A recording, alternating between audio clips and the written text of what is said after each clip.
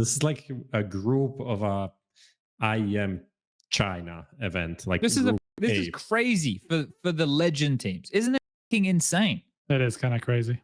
So it's Navi, Nine, Furia, Fnatic, Heroic, Into the Breach, Vitality, and BNE. It just feels so random. Crazy, man.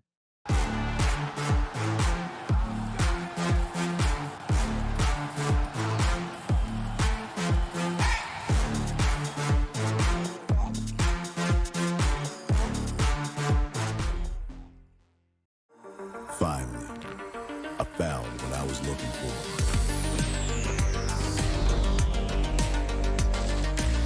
Now that my search is over, it's gonna be a tough choice. But fortunately, no need to choose. When you can just have them all. Buy and sell skins on BitSkins.com. Best esports odds. VIP program and a variety of bonuses. Fast and easy withdrawals. Bet on every possible CSGO match and tournament, as well as any other esports game. Only on 22Bet. It's a good vibe, train, train, train, train. It's a good vibe, train, train, train, train. It's a good vibe, train, train, train, train. Good vibe, train, yeah.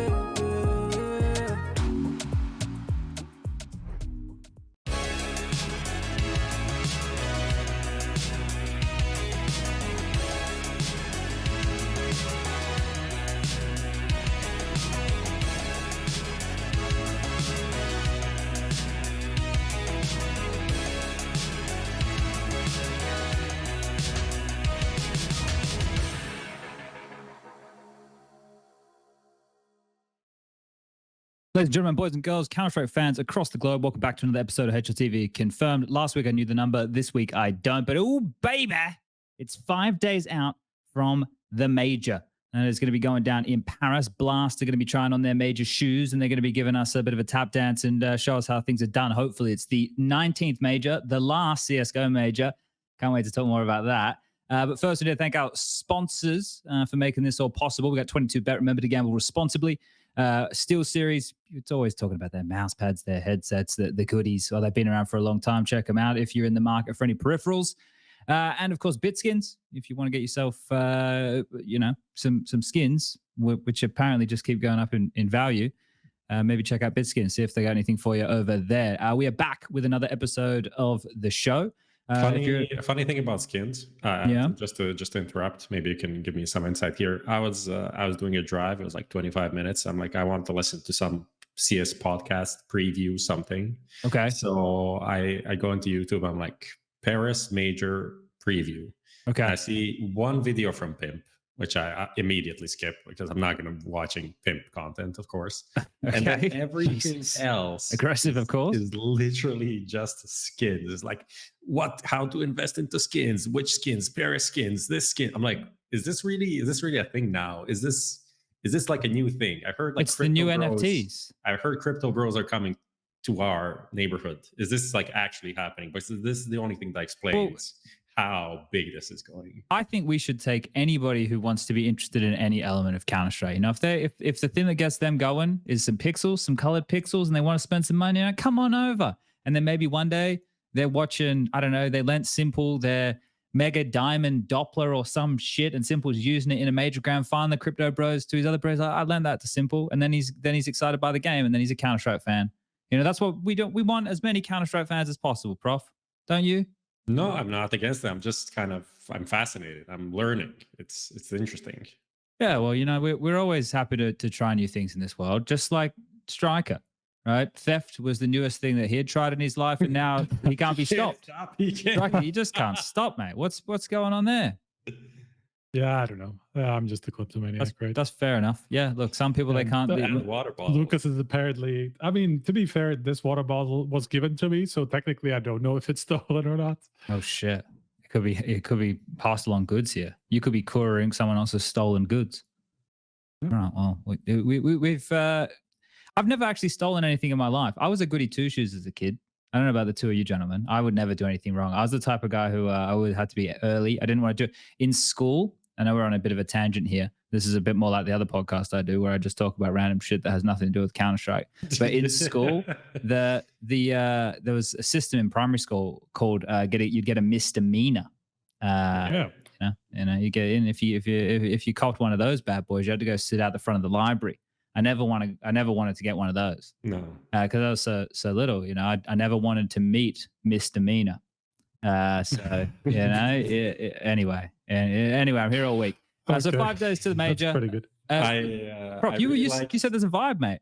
There's a vibe. I wanted to say, just talking about your other podcast, I really empathize with Yanko. I really liked at last time him like just popping off and being like, Chad, can we stop talking about the same shit every week? And it's all I'm thinking about, though. Tournament formats. I'm just locked inside my house. It's just me, bro. Tournament formats. That's all I can think about. Minutes. And if it's not enough to just do it unconfirmed, you started another podcast. I need to keep doing it. Tournament formats for 45 minutes every week. Mate, I built a 42-page slide docket to tell everybody about the Blast Major today. Wait till I get the motivation to do something about a fucking format. Might be 100 slides. This thing's really got it out of control. I got out of bed today. I said, what do I have to do? And I went, well, I got a call in the afternoon and then I have to do a podcast. So I just went from as soon as I got out of bed, I just went, let's make a slideshow. That's what people do in businesses. In offices, all these guys do is, they'll make a slide and then they'll present it. And I feel some calls. And this is like our town hall. So we're having and I'm going to present some slides here today, and we're going to talk along and some points, and we'll take questions. It'll be a great time. There's no slide transitions, Liam. I haven't done any star effects or anything like that. This is very corporate. This is a corporate slideshow. Not like middle school bullshits, right? We're taking this one very seriously. Lucas is here as normal. He says with a beer in his hand. Well, it's nighttime. Beers, you can have beers at nighttime. It's allowed. It's once it gets dark, it's almost no one can stop you. Actually, when you're adult, you can actually start drinking whenever you want. That's true. You can get out of bed whenever you want. Yeah, you don't even have to stop, guys. Just keep on drinking. No, we don't. We do not promote that here. We promote responsible consumption of alcohol. Here's the thing in life, everybody. You need to know your limits. You need to know your limitations. Whether that comes to fucking alcohol or whether it comes to playing too much Counter-Strike. Yeah, sometimes you're gonna go over that limit, and then sometimes you're gonna be under. You'll get reminded of that limit. Sometimes, and then you just hope that there are some people around to take care of you, and then hopefully not repeat it in the future. Now, look, before we get into the recent news, I feel that there's some groundswell happening recently. I know you guys can feel it. There's some earth shakes, some tremors at the moment.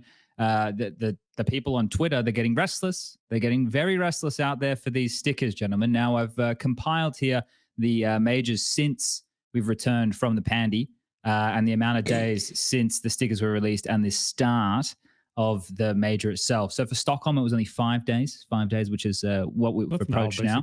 Yeah.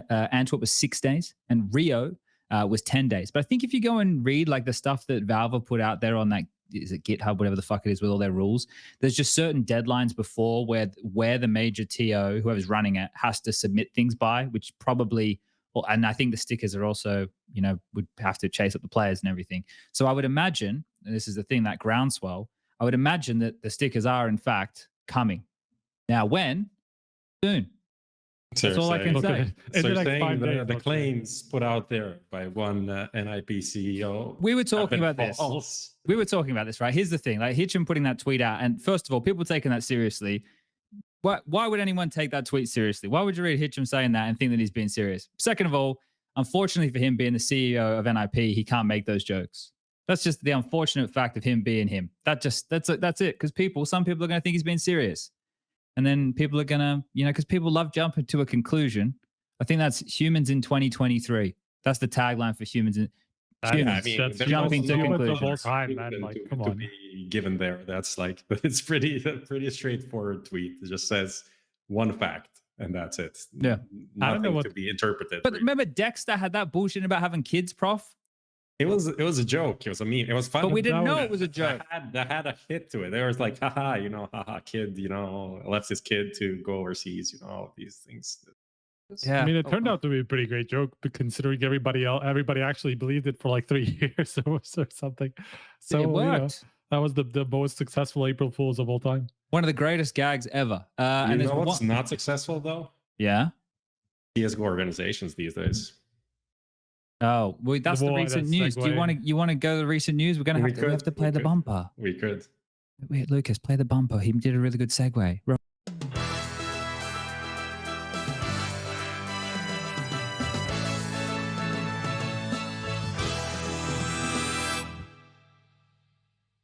It's not like I didn't enjoy the conversation. It just felt like a good point to.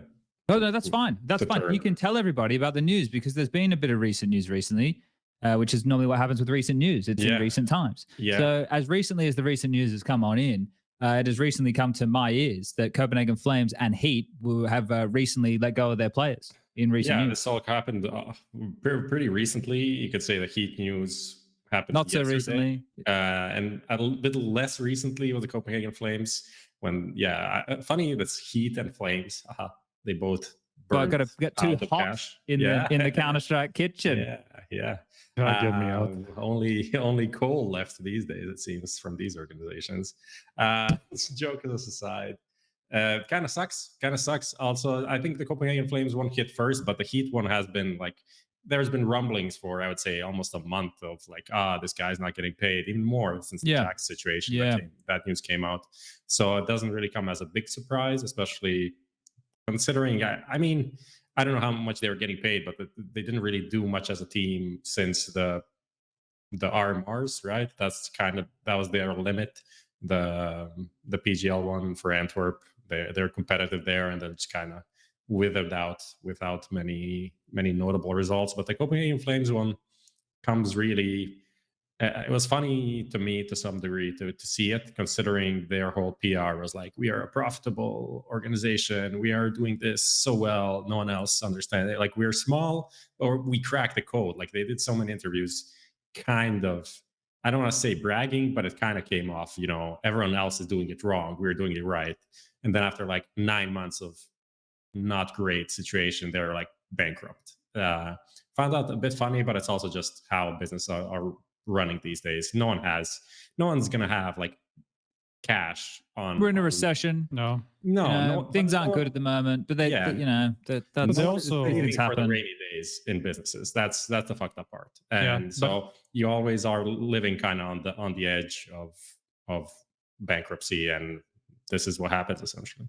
But I think that, they, from the statement, it was pretty clear that they were getting out of that kind of like business strategy where they're just like this tier 2, 3, talent factory. They're just going to sell some players every now and again, and that's how they make their money, right? Yeah. Or at least stay profitable so they can reinvest it. But apparently, like that's basically going away from that is what cost them the business in the end. Where they got a little bit too big for their britches.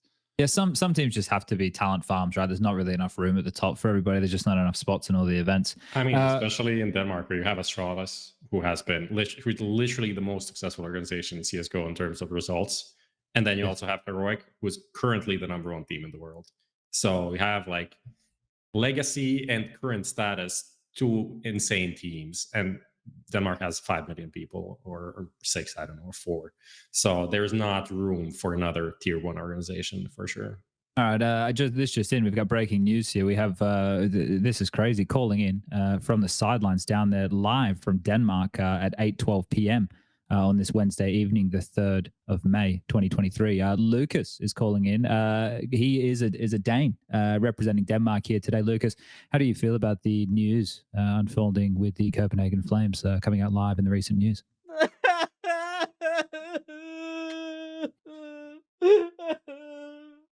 This reminds me of my afternoon when I was sitting in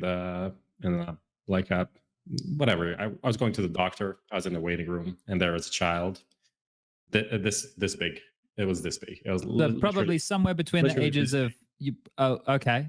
So not that big. It was like a 5-year-old. I was screaming. A 5-year-old for 30 minutes. 5-month-old.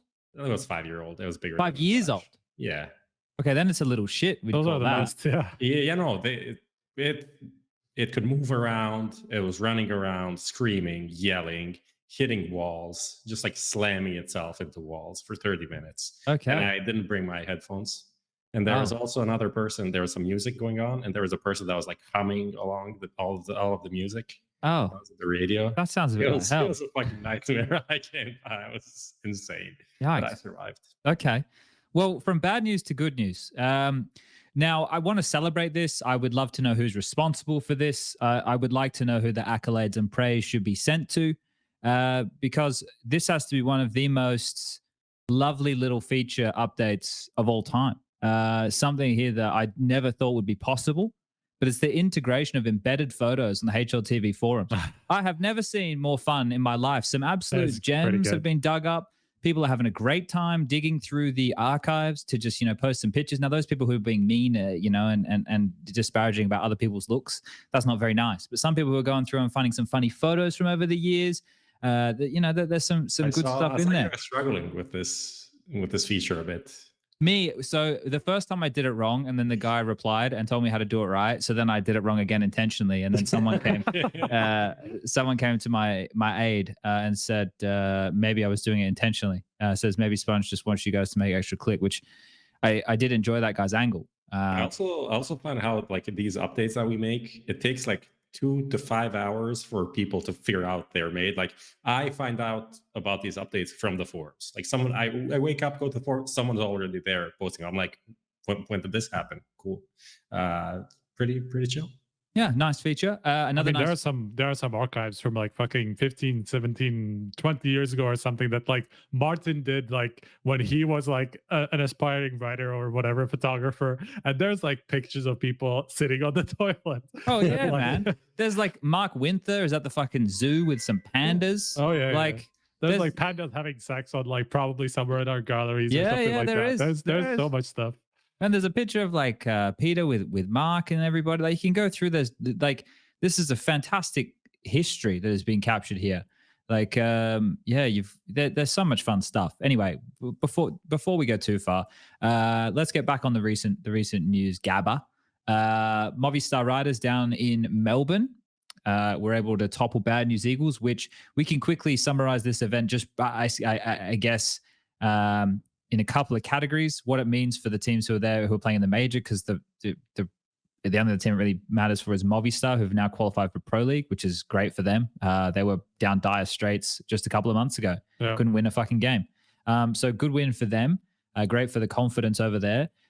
In terms of the show, there was some audio issues that I saw people continuing to bring up to do with like a delay with the audio, which was a bit of that was probably the only real negative critique. I saw a lot of positive stuff. The crowd was pretty good. A good atmosphere down there. Did you guys manage to catch much of it? The time zone obviously doesn't help. Not really. I mean, it was all throughout the night, right? And like early morning at best. So I caught some like endings of games, but that was pretty much it. I barely could follow it. I caught the final. I caught the BNE Movistar game. It was pretty silly. I felt BNE bottled it, like in the sense that not even the gameplay itself, in the fact that this was their opportunity to go to Pro League and then play best of threes in a different environment than a major on LAN against the big boys. And they fell at this hurdle, which I think speaks to the nature of the team we know, and also with the transition with. We'll talk more about Bad News Eagles later. Yeah, but like having Devil Walk there now with a bit more structure with Crystal as well. There was going to be a transition time, but this was their chance to kind of get a win against a kind of weak field. It was a pretty weak field. I mean, for me, BNE as like a team that is individually strong. I think maybe Scenario you can say, okay, he's not like a super strong fragger, but the rest of the team like pretty strong gamers. And when Davi G is like farming you on Ancient, going like 15-5 or something and clutching 1v3s, then things are not going great. You're not playing your A game for sure. I wouldn't say even B game. There was even an interview I think with Alex that came after the event, and he said like BNE wasn't playing their normal game. Like we played them in the Malta event, and the way they played there, like they didn't allow us to do anything. Like they didn't give us space, and this was like a completely different game. So, but in the end, I think it was a big waste. I tweeted this as well. It was like kind of a waste of time for BNE to go all the way to Melbourne and not qualify. Like this was qualify or nothing, and they went home for nothing. Like second place doesn't really give them anything. No, I think for them, like, it gives them a bit more LAN experience, sure, but I think they'll be disappointed with the result. The Greyhound BNE game as well, like they lost in a blowout map, right? It was they like blew them out, then they lost a map in single digits, and then they won the third. I think it went something along those lines. I think that says a lot about Greyhound. I was just thinking about like for them because they can be competitive, right? No one expects them to take anybody to school. Greyhound, like if they're playing against a good team, they're going to get it across the line. It's going to be close. If they are, right? But in a loss, I've seen these guys just capitulate against MIBR and stuff and just get absolutely murdered on like vertigos. And that's the same thing here. Like you can't just be losing games by such large margins. Like, and it can't be like a common thing, especially against better teams. You need to be able to make sure that, hey, okay, we lost 16-12, but that was, at least we lost 16-12. We didn't get 16 forward. Can't be losing games like that. Who else is here? Complexity. That is a big one. The Complexity one, Striker, this team is just like so fucking up and down. Like where do you place them? Recently it's even more down, so it's really not a good look for them in terms of like going into the major, because the weird travel schedule as well, from America to Europe to boot camp, from Europe to fucking Australia. Now are they back to America or are they back to Europe? I think they have to be going to Europe, right? Because they're starting the major in like whatever 5 days. 5 days, yeah. So it doesn't really make sense for them to go to America. I think that's especially with like the stupid schedule they've been on, for such a long time, where they've basically been non-stop traveling or at a boot camp. But just like if you look back through kind of like the showdown, they went out early. Pro League they didn't do super hot, and just like the past couple of events haven't gone particularly well. I think like these two events couldn't have come at a worse time for them in terms of their confidence for the major. Yeah, so I don't think there's too many other teams we really need to put too much focus in with Melbourne. BNE, Greyhound, and Complexity, the big ones there, and obviously Movistar in the EPL spot. Are you happy with the convo here, Prof? You wanna jump forward? Yeah, okay. Obviously, like Mongols were supposed to play, but they skipped, and probably better for them. Movistar are the team that came in as a replacement, right? So that's kind of a funny sub story there. But I think the situation with Mongol skipping and BNE and Complexity attending is something that we can track during the major. Like, did it make a difference for these teams? Like, how much prep they had and stuff like that. I think Mongols have visa issues though, so they probably would have gone if they. You think is that probably? I mean, there was some rumors about that. I don't actually know if it's true. I tried to get some info, but I just wasn't able to. Okay. Well, yeah, it does. But still, regardless, it's however like they would have had break. It doesn't matter. Well, it does matter where they're practicing, but they're still getting that time to practice, and they're not traveling back and forth from Australia. All right, let's jump into the Brazy Party. Another one of these online events with a large prize pool that's appeared out of nowhere and has some decent teams playing. The grand final of that is live right now. It's Brazy, apparently. Brazy, not Brazy. I mean, it's apparently it's just the alternative to crazy, or like even more crazy, as Brazy. Like I don't know. Crazy and brave. Okay, yeah. Well, no, I did hear about. Okay, fair enough. Okay, Brazy. Regardless, it's happening right now. The grand final on a Wednesday, of all days. The grand final on a Wednesday. No, so this is the thing with these online events. I don't give a fuck. They'll run this on a Monday at 4 o'clock in the morning. Yeah, but also like you can't really run it close to the major, right? I mean, you can do whatever you want, mate. You've thrown $133,000 first prize for an online tournament. You can do whatever the fuck you want. Yeah, apparently. But you're not going to expect like major teams, if they go far, to actually be able to play this. Well, or fortunately, like to none of the major teams went far. The grand final is between Astralis and Cloud9, two teams that aren't even in the major. By the way, isn't that perfect? It's beautiful. It was funny, but also sad when I heard Henry G saying, for Astralis, this is their major. And he didn't even, the way he said it wasn't even like a joke. He was sincere. He was trying to hype it up in a way. And it was, it is true. How far they've fallen. So yeah, I suppose the takeaways for this again, it's difficult to say much regarding Astralis and Cloud9 other than I guess this is good considering the circumstances. Yeah. There's been 4 best-of-3s a day. It feels like for a lot of these matches, there was overtime. And if there wasn't overtime, it was definitely 3 maps. And if that 3 maps probably had overtime. So there was a lot of maps that have gone on for this event, which has been running since the 26th. There's a bunch of teams here who are playing in the major. We covered that on our runway episode where you guys dressed up as flight attendants last time round. And Teals and everything. It was fantastic. So in terms of your takeaways, gentlemen, what are you looking at here? Like, what are the signs from? Because OG, Pain, Ents, right? These are the teams that we're talking about here. 9 as well, getting another performance in. What do anyone have any big headlines here? I mean, the biggest one would be that ENCE didn't even make it through the groups, and it's included a loss to SAW, which is just a team that wasn't even close to qualifying for the major, right? Haven't really been super competitive lately. So that is kind of concerning. Again, just right before the major, they have a result like this, and probably not so much time to address it either, because they're playing whatever it is in 4 days, 3 days, they're going to travel. So I think that's just the main takeaway. But then again, it's kind of like an online event. I don't know how much I need to put stock into them bombing out early. It's difficult, right? It's hard to know that, because for them it could have just been practice. Yeah. I mean, the big takeaway from that one was just that Nerds didn't really show up, from what I remember. But he's playing online with like 80 or 90 ping, right, from Israel. I think he was still in Israel. Yeah, I don't think he was in Europe yet. So I think that was a part of it for sure. And so if you don't have your big star, show up, then of course you're just not going to be quite as competitive. Yeah, I mean, you can say the loss to SAW is bad, but the SAW also beat Astralis, and Astralis are in the grand final. So I know it's like circular logic, but and they've got that core together, that FTW core now, right? Aristose with Story and that's the guy, right? Because they've only got 2 of the old boys left. What is it, Roman and Muterus? Yeah. So the young gents are in the house now. It's one of those things. I wouldn't give too much stock to the ENCE loss, especially because of the nurse thing, and we know how important he is to the team now. Oh, 9 lost Vertigo. 9, yeah, that's true. I was watching a bunch of 9 games actually this tournament. I think that's the only thing. I watched like 3 games. And the Ancients are weakness. And it was like, that's what we know. They're playing best of ones almost all the time, man. Like they're basically just like, they win Vertigo, they lose Ancient, then it goes to the 3rd map. It wasn't it like whatever 10 series in a row or whatever that went that way for them. But lucky in the best of ones, they won't have to worry about it. Like that's one of the positive signs for them trying to get through. So then it's going to be matchup dependent once they get into the final step. But they also won't get Vertigo unless people are just going to be really stupid about like still keeping impossible. Like staying on that route, Well, when after they beat Cloud9, I was like, okay, that's fair. We'll give. When you said the thing about BO1, do you remember they played Ancient against Heroic in the BO1? Oh shit! Oh yeah, well, it was because of Heroic just played that veto well. To be honest, like they just knew how to where to go, where to put it.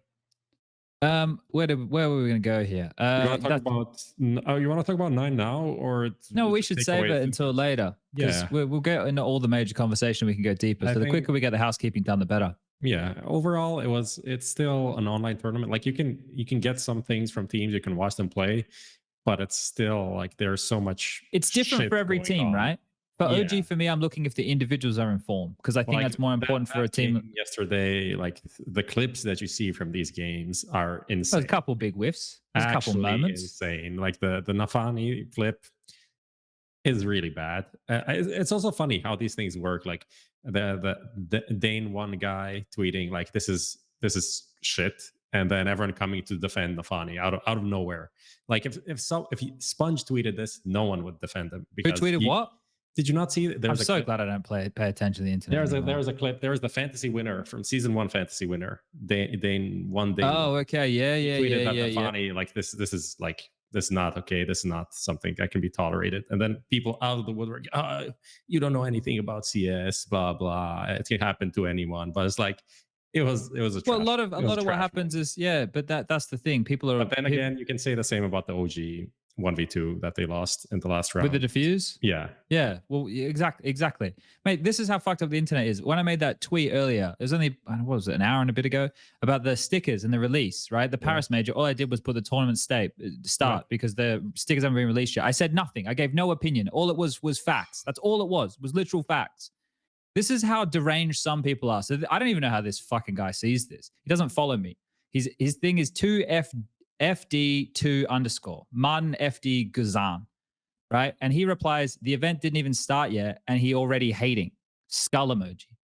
Now, I just posted some fucking numbers, you fucking numpty. So I was like, I want to reply. And then I just thought, no, I'm just going to mute the cunt and then be disparaging about him on a podcast where I can't hear him reply. So I thought that was probably the better option of them all. Skull emoji. Skull emoji. Let's go. Skull emoji. All right, let's keep going. I want to get into my slides, guys. Let's go. All right, let's get into Skinionaire. Is it me doing it? Who wants to do it? Bracky, you want to do it? I can do it. Yeah, sure. Yeah, you do it. All right. I have fun with these. Striker's in the hot seat here. No, well, that's the interview moment. So he's not interview. He's in the skin chair. He's in the money. He's in the skin lat. I don't know. Maybe there's a over. He's building skins out of bits.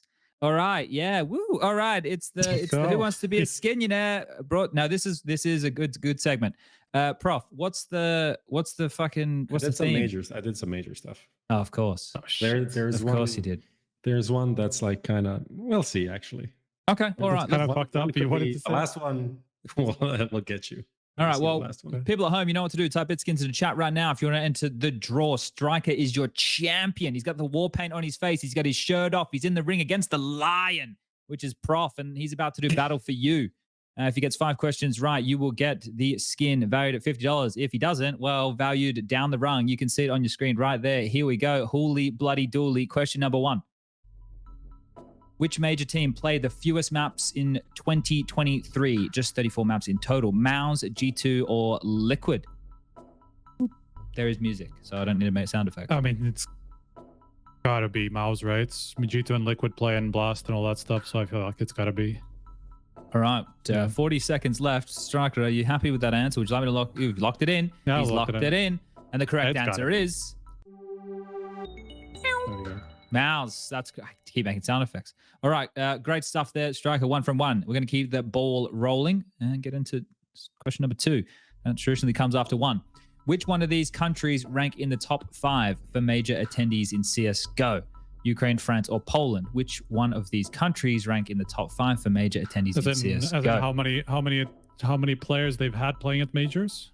Over how many all time? players, but like every major counts as one. Okay, so like every player will count as multiple for multiple majors they've attended. I feel like this- 10 I feel like majors, this it would be 10 for Ukraine. Yeah, I feel like this has got to be like. I mean, I am thinking France, but I'm not so sure actually. Poland had a lot of like weird Poland had teams in the beginning. early, yeah, but I don't think, considering we've had a bunch of French people who have been there since the start. Ukraine and France is like where I'm kind of thinking. Which had the most at one event? Do you think? France. I think it's France. It's got to be France, right? 10 seconds. Because I think it was like 14. I'll go with France. I think it's them. All right, looking in B, France. The correct answer is France, and that's topical. That's where we're headed to Paris, everybody. All right, question 3 on the Who Wants to Be a Skinionaire quiz. Out of the following, which organization attended the most majors? Astralis, Complexity, or Cloud9? Out of the following, which organization attended the most majors? I mean, I think this is kind of a trick curveball because Astralis only started in 2017, right? So Complexity that's a lot of majors one, didn't they? Complexity got some of the first ones, but then they were missing for a while, I think. Then they were Cloud9. Is it fucking Cloud9? I mean, and they missed a bunch as well. But they did enter like very early. Was it like the first? Hint if you want. Okay, give me a hint. Yeah, well, the number is 13. 13 majors. Oh, shit. There's no way it's Astralis then. It can't be. It has to be Cloud9. It's got to be Cloud9. I also think so, yeah. I think Complexity it's not had a because bigger... they missed a lot at the beginning, right? Because that's 4 years that they missed, 3, 6. I don't know, a lot more than 6 they missed. Complexity had a bunch of weird international teams. I think it's got to be Cloud9. All right, correct answer is Cloud9. All right, the suspense right there was killing me. I thought my internet died. All right, question 4. NAVI is number 1. Do you know who number 2 and 3 are? Tied. Attic. Yes. And IP. Yes. Good job. Extra point. Nice. All right. We don't normally give out extra points here. I don't know what that means. Just like because Fnatic missed only 2 or something, no? Yeah. A real nod to Striker. Question number 4. At which events did Nico and Zywoo make their major debuts? At which events did Nico and Zywoo make their major debuts? Cluj and Kato 19, Atlanta and Krakow, Cologne 15, and London. Oh, not an easy one actually. Zywoo played in the show match in London, right? Because Freya interviewed him. End of 2015, Cluj. No, match doesn't count. I'm trying to figure out.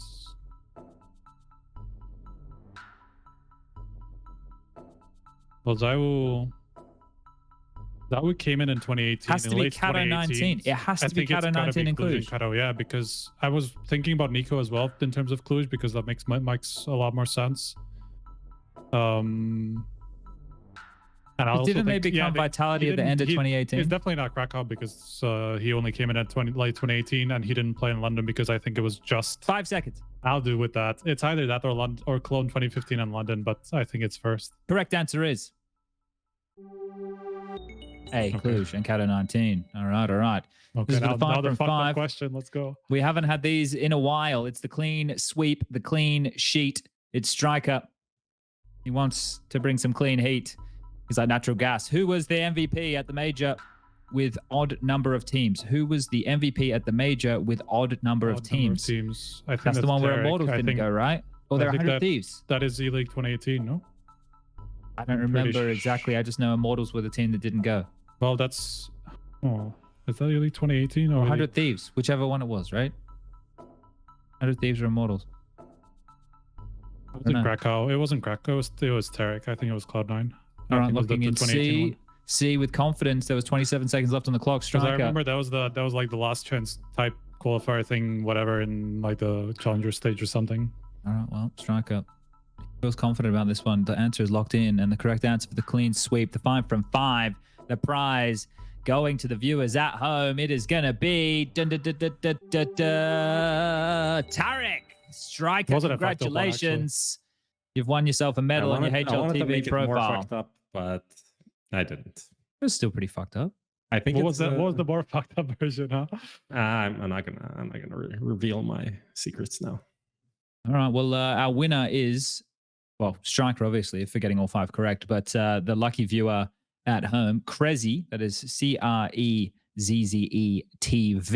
has been following since 2020. Congratulations. I used to play with a guy who has a very similar nickname. I wonder if that's the same guy. Capital C, capital ZZ? I don't remember exactly. Well, maybe you guys can get in touch in your own time, Striker. I got a show to run here. But Crezzy, our people will reach out to your people. And that was Who Wants to Be a Skinionaire, brought to you by BitSkins. All right, we're going to keep on moving. We're going to go straight into another sponsor segment. Lucas, did you fix the VoxPop thing? Yep. Cool. Well, I guess we all know what comes next. It's VoxPop. This is obviously inspired by my old team, Vox Eminor. VoxPop is like the older version, like Pop. Maybe you call your granddad Pop. No, this is one of Prof's favorite times in the week. What do you think? So did you also buy stickers before the org went bankrupt? Copenhagen Flames. I was like about Vox Eminor stickers. Oh no, I wish. Have you seen the value of the fucking Vox stickers today? Gomez, I swear, had 300 hollow ones at one point. I think he sold them for almost nothing. He would have like hundreds of thousands of dollars. Well, actually, I don't know. Even the 2014 non-hollow one is like 1.5 thousand Australian or something at the moment. Jesus, and he had shitloads. He had like a crazy amount of them. Can you explain why? Like China? Does China like you? Are you no? They like skins. China? They like skins. They like the clean. They like how the hollow, how they look. But it's just a rare one, right? And it's a yellow one. It's a nice look. I think it's just one of those. I understand the Titan ones. Titan ones look sick, and there's only one major, right? That they intended, I think. But yeah, it's Sag, man. That's Sag. Maybe BitSkins have them for sale, but right now we're doing VoxPop, which has got nothing to do with BitSkins. It's going to do a 22 bet. And they also pay for us to be here and talk about this. So shout out to them. Yeah, I asked a very basic question. Broad, some might say. What are you most excited about regarding the Paris Major? I probably should have made it like a poll or something. Generally, I was curious if people have like any peculiar, curious interests or what they get excited about for the major. Most people are just like, classic stickers. Some players as well are really excited for their stickers to get them finally. Hit it, Lucas. You can bring something up whenever you want. He was feeling right there. He was. That was classic. Yeah. This gentleman, which it really sucks that I can't read the names here. To see NIP go 0-3 and do another roster change. Linda. There you go. I don't know why it never loads for me properly. So shout out to that guy. How do you feel about this one? What's the chances for NIP doing a roster change if they do badly here? I like surely at least like 50% though. Yeah, probably 70. Knowing just they have been so quick to fire. A realistic and reasonable person. I haven't thought about that at all, I'll be honest. But I'm interested that someone's excited about that. So that's interesting that they're excited for someone's downfall. Come on now, Sebastian. Let's get excited for something positive, mate.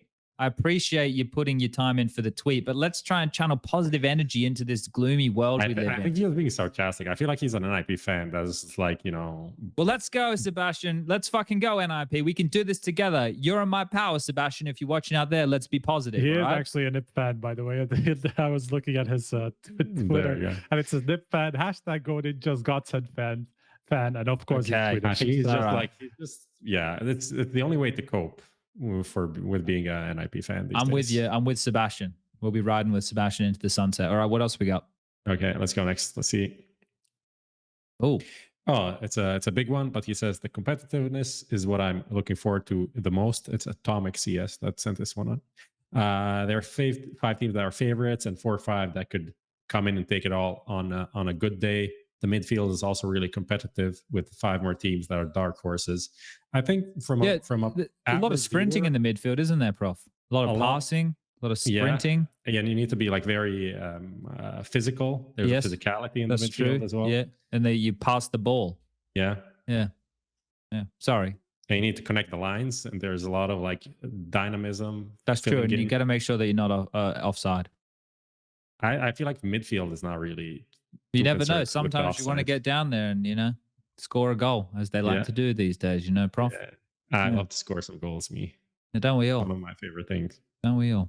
Sorry, I interrupted you. Where were you going with this? Let's go next.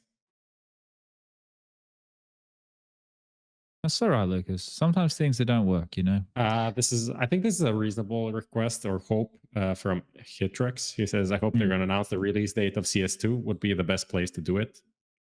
Do you feel like this should happen, honestly? I don't, knowing Valve time and like them and being able to live up to deadlines, I don't think that's going to happen. I think they'll just, especially because they already said sometime in summer, that's going to be anywhere between a month from now and 3 months from now, so I feel like with that already being set up, I think there's no way we will learn an actual release date. It's also, they said summer of 2023, but do they think Australian summer maybe? Well, that's the thing as well. It's not specific. It's broad. I would say it's when they're ready. So that's what I think. But I would hope that there is something to do with CS2 at the major. That would be a great time for something to happen with it. What if they're saving a second map for a show match? That'd be great. I would love that. That'd be nice. Yeah, I would really like that. A bit of extra added entertainment, some hype around it. I know they don't normally, look at the majors as they've got to release something, right? So I feel like I hope so. It's been a long time. Yeah. It's been like a month now, right? Yeah, so even more than that, I think. Yeah, so we would like something, but I don't know. I don't know what's going to be coming our way. But that's a decent thought there. Hitrex with we the have capital X. Last one. We have a last one. This is it. Ruining my fantasy and pick games first day. This is Yep on Twitter. Well, that's the great thing with the major. You get 3 cracks. You get the challenger stage, you get the legend stage, and you get the playoffs. So you have 3 fantasy teams over the course of 2 weeks. But if you want a diamond coin, that's not going to happen, right? Well, the diamond coin, I think it's like, it's nice, but I don't think it's the most important thing, guys. I think it's the fun we have along the way. So, Man, you woke up today and decided to be wholesome. Only this afternoon. I don't know. I think I just spent the whole day looking at spreadsheets, and now I'm talking to people. It's like my brain it's let itself off the hook. But look, gentlemen, my fantasy for Brazy Party, Brazy, fucking crazy.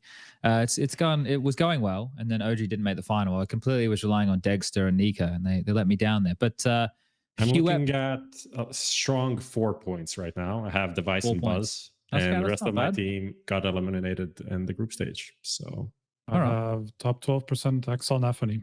Nafany actually gave me some points last in the semis. Bloody hell. Okay, you guys aren't fucking about. All right. Well, speaking of not fucking about, we're gonna move past the VoxPop. Thanks everybody for submitting some of the things they're excited about, and we'll take some more questions from Twitch or Twitter or whatever as we're going, depending on how this next part of the conversation unravels here. There's a lot to touch on. As I said, I made 42 slides. 42 slides. So this is a bit of I need to join the thing, don't I? We're basically just going to be going through the major and through all the information, because I realized today that I don't really know a lot about the major. Like, I know the teams that are playing, but I was like, I don't really know too much else. So I thought I should spend the time researching some of that information. I'm sharing my screen, Lucas. Hold up a second, mate. Let me Try and stop being a boomer. All right, my leg's going numb as well. Okay, I've shared it. Oh, and let me full screen it. Oh, wait, that's not it. We got to. Oh, there we go. There we go. I did it. Yeah, are we opening the slide now?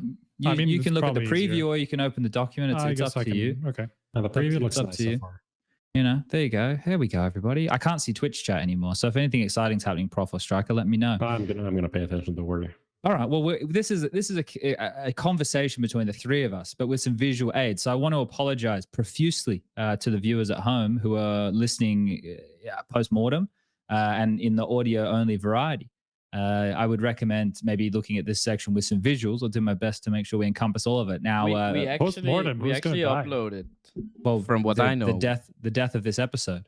No, we actually upload video onto Spotify now. Oh, okay. So you could watch the video on Spotify. Maybe this would be your time to turn on the video option. Okay, all right. Well, this first thing right here is what you'd call like an establishing side, guys. It's slide even. It just says this is everything you need to know. Blast TV Major CSGO Paris 2023. Look at that. That says everything you need to know. It's got their logo, the little robot, everything good. What all right. are the next 41s? They're just as good. Don't you worry. They're just as good as the first. All right. Well, we all know the dates here. We've been on the RMR circuit. We had the qualifiers. We've had the RMRs. We're now going to move into the major, which is going to run from the 8th of May until the 21st of May. Challenger stage from 8th to 11th. Then there's a day break. Legend stage from 13th to 16th. And the champion stage from the 18th to the 21st. Okay. All right. We can confirm between that. Yes, there is. But there's a slide coming. Oh, all right. I'll try not to whisper. All right. Where is it? Well, I'm going to pronounce this wrong because I'm not French, but I would say it's in the Accor Arena. Now, if Gamer Legion do make it to the arena, that is going to be fantastic news. Now, on this slide, I've put a lovely picture here of the Accor Arena that was opened on the 3rd of February in 1984, everybody. A very interesting setup. It looks like it's meant to be. This is grass here, isn't it? Like a castle. Like what is up with these like grass walls things going on, right? I do like it. So the address. Like if you want to attack this with like horsemen, it would be pretty difficult. I feel like. I would advise that people aren't sliding down any of these things. That doesn't look very safe. So make sure that you're following all officials' words when you're at the major. The seating capacity, this is according to Wikipedia, is ranging from 7,000 to 20,000 people. That's going to depend on the configuration. And the venue was renovated from 2014 to 2015. So within the last decade, guys, it's had a bit of a facelift. And as you can see here, I found this picture on the internet. I assume this is from the stage setup, which they would probably have concerts and stuff at. And this person is taking it from the front of the stage into the arena. Guys, any thoughts here on the Accor Arena? Looks pretty normal. Looks pretty simple. Nothing really stands out for me, to be honest. Okay. Striker, anything? Cool. I know that you like buildings.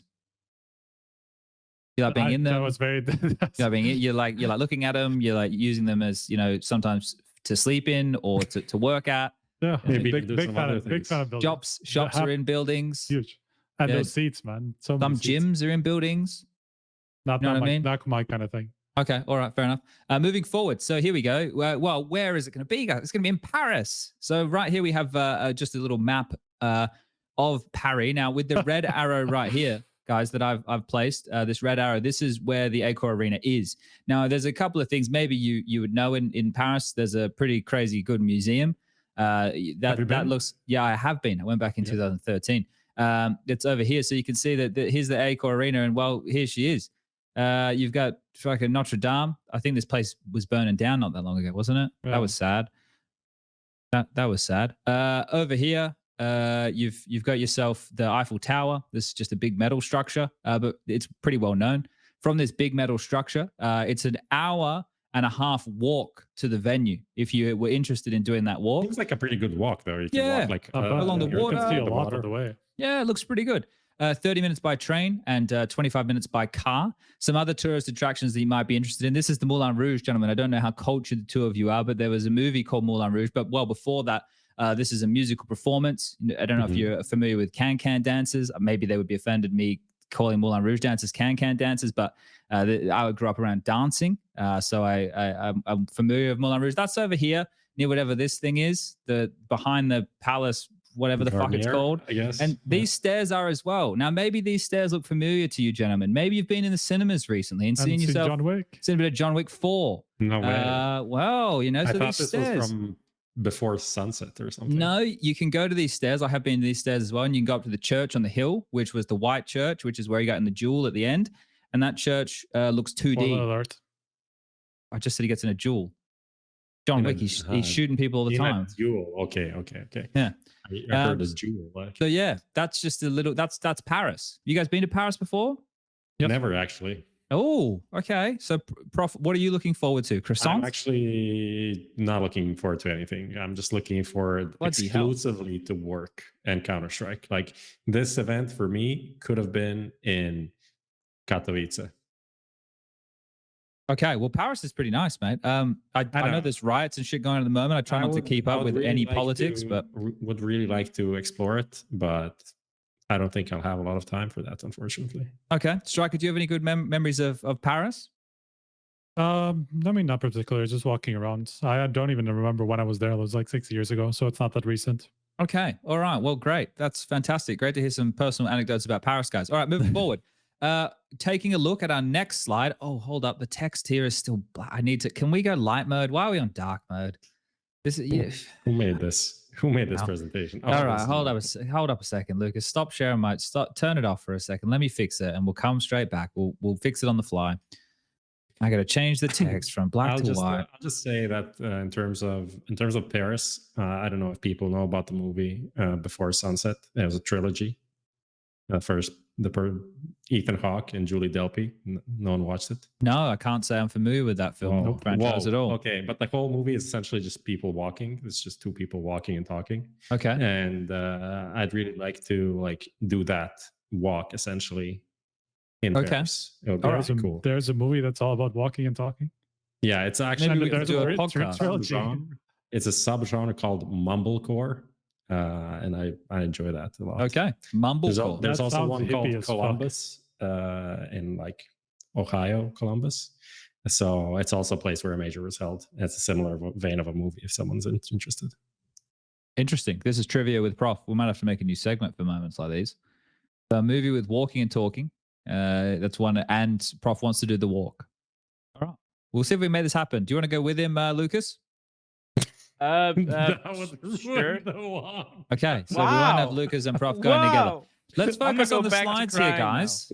All right, you can see how official all of this is. Now, this is from the website where you can buy tickets. This is showing you the venue layout here. Now, they have a legend. That's what you call this when you this little thing down the bottom here. So we got Cat Gold, Cat 1. These are categories, guys. That's what the cat means.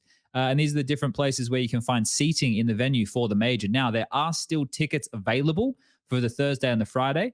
You can get those from anywhere from 35 to 55 euros per ticket per day. And you can see the seats that are available on Thursday is everywhere practically. That's categories 1 to Cat 5, which has apparently reduced visibility, same as Cat 3. That's what it says right here. But the weekend tickets have been sold out. So there you go, guys. That's what the venue's got. With this setup, I assume it's a classic Blast stage setup. No 360. Would that be a fair assumption, gentlemen? Yep, seems like it for sure. Okay, cool. Let's go next slide. Here is this. This came up. By the way, something else to take away from that is that they have opened up pretty much everything that they could, as far as you can tell. So it's probably going to be a pretty sizable crowd if we get it full. Well, I think the thing is, for Thursdays and Fridays, traditionally they struggle to sell tickets at any major. That's the things that people just forget, right? Like, it's something that people are more than happy just to be willfully ignorant of, even though we know every single major we have, the turnout on the Thursday is less than the Friday. The turnout on the Friday is less than the Saturday, Sunday. Like, that's just the way it goes. The Saturday, Sunday is your main event. It's hard to get people out of school and work and everything for the Thursday and the Friday. That's just the way she goes. But if people are interested for the Thursday, the Friday, there's still tickets available. And considering the type of Counter-Strike that we might be getting, you may be in for a very good event. So if you want to find those tickets, just search blast.tv major tickets, and you can find them quite easily. All right, next slide. This one's really important, Prof. I wanted to make sure that I really push the message home on this one. So as we all know, the Paris Major in 2023 is set to be the last ever CSGO Major. The next major will be a CS2 Major in March 2024. Which means this is the last one. I like how it is there 5 times as far as I can see. I just needed to make sure we really push the message home here for everybody. This is so just in case you're worried about what we're going to do with the Blast Paris Major, what is it? Maybe you're just tuning in and you don't know. Like that, and that's okay. It's okay to not know, but maybe you do know. But either way, if you do or you don't know, it is a Valve sanctioned event, which means it is the most important event that we have in a calendar year. It is the last CSGO major. Prof, make sure you're taking notes here. Last one? Okay. Okay. Sorry. It is the 19th CSGO major. Our first kicked off in 2013 with DreamHack Winter, with Fnatic lifting the trophy against NIP in the grand final. It is also, Prof, get your pen. It is the last CSGO major. Okay. You got that? I think I wrote that down just a second ago. Okay. Just make sure you write it down again. It is the only major in the calendar year for 2023. And lastly, it is the last CSGO major. Okay. So those are just a couple of little headline pieces to do with this Blast Paris major. So anyone else got anything they want to add to this lovely list here? As you can see, I was struggling. I think the only thing left to say is that it is the last CSGO major. True. Yeah. Damn. I actually didn't think about that until you really introduced something new into my brain right now. Yeah. All right. You also forgot to say CS2 major in March 2024. I did say that. You did say that? I read it off the headline. But it's the end of an era. It's the last CSGO major. All right. You know what else is happening? Striker brought this one up a little bit earlier in the show. And this is our HLTV Confirmed Live. We're going to be coming at you in Paris on May 17th. It's a Wednesday. You can see that tickets are still available. We're definitely running out of them. How many tickets are left, Prof?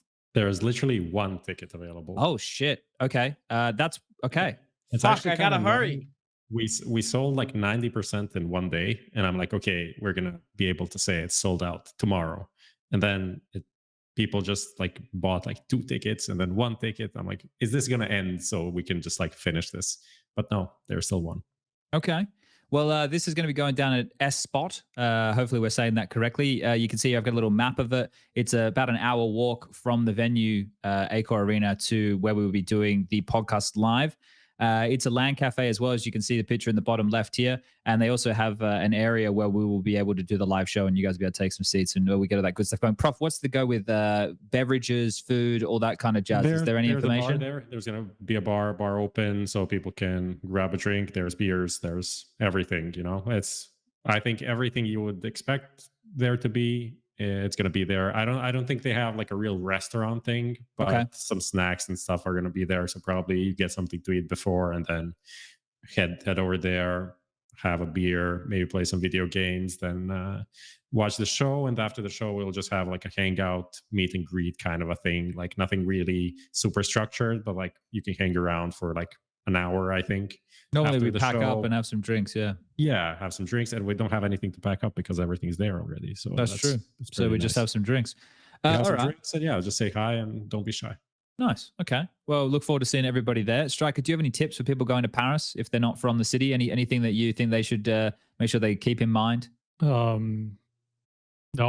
Okay, cool. That's well, I would just, the only piece of advice I would give would just stay away from the riots. Was definitely that. That's the same with anywhere in the world. There's, you want to stay away from the unrest traditionally. But just saying bonjour or bonsoir, I think is very important in the times that I've been to France. Just like, I can't speak any French and I'm not going to pretend. And I know they think that I'm an idiot because I can't speak French. And I appreciate the fact that they've learned English.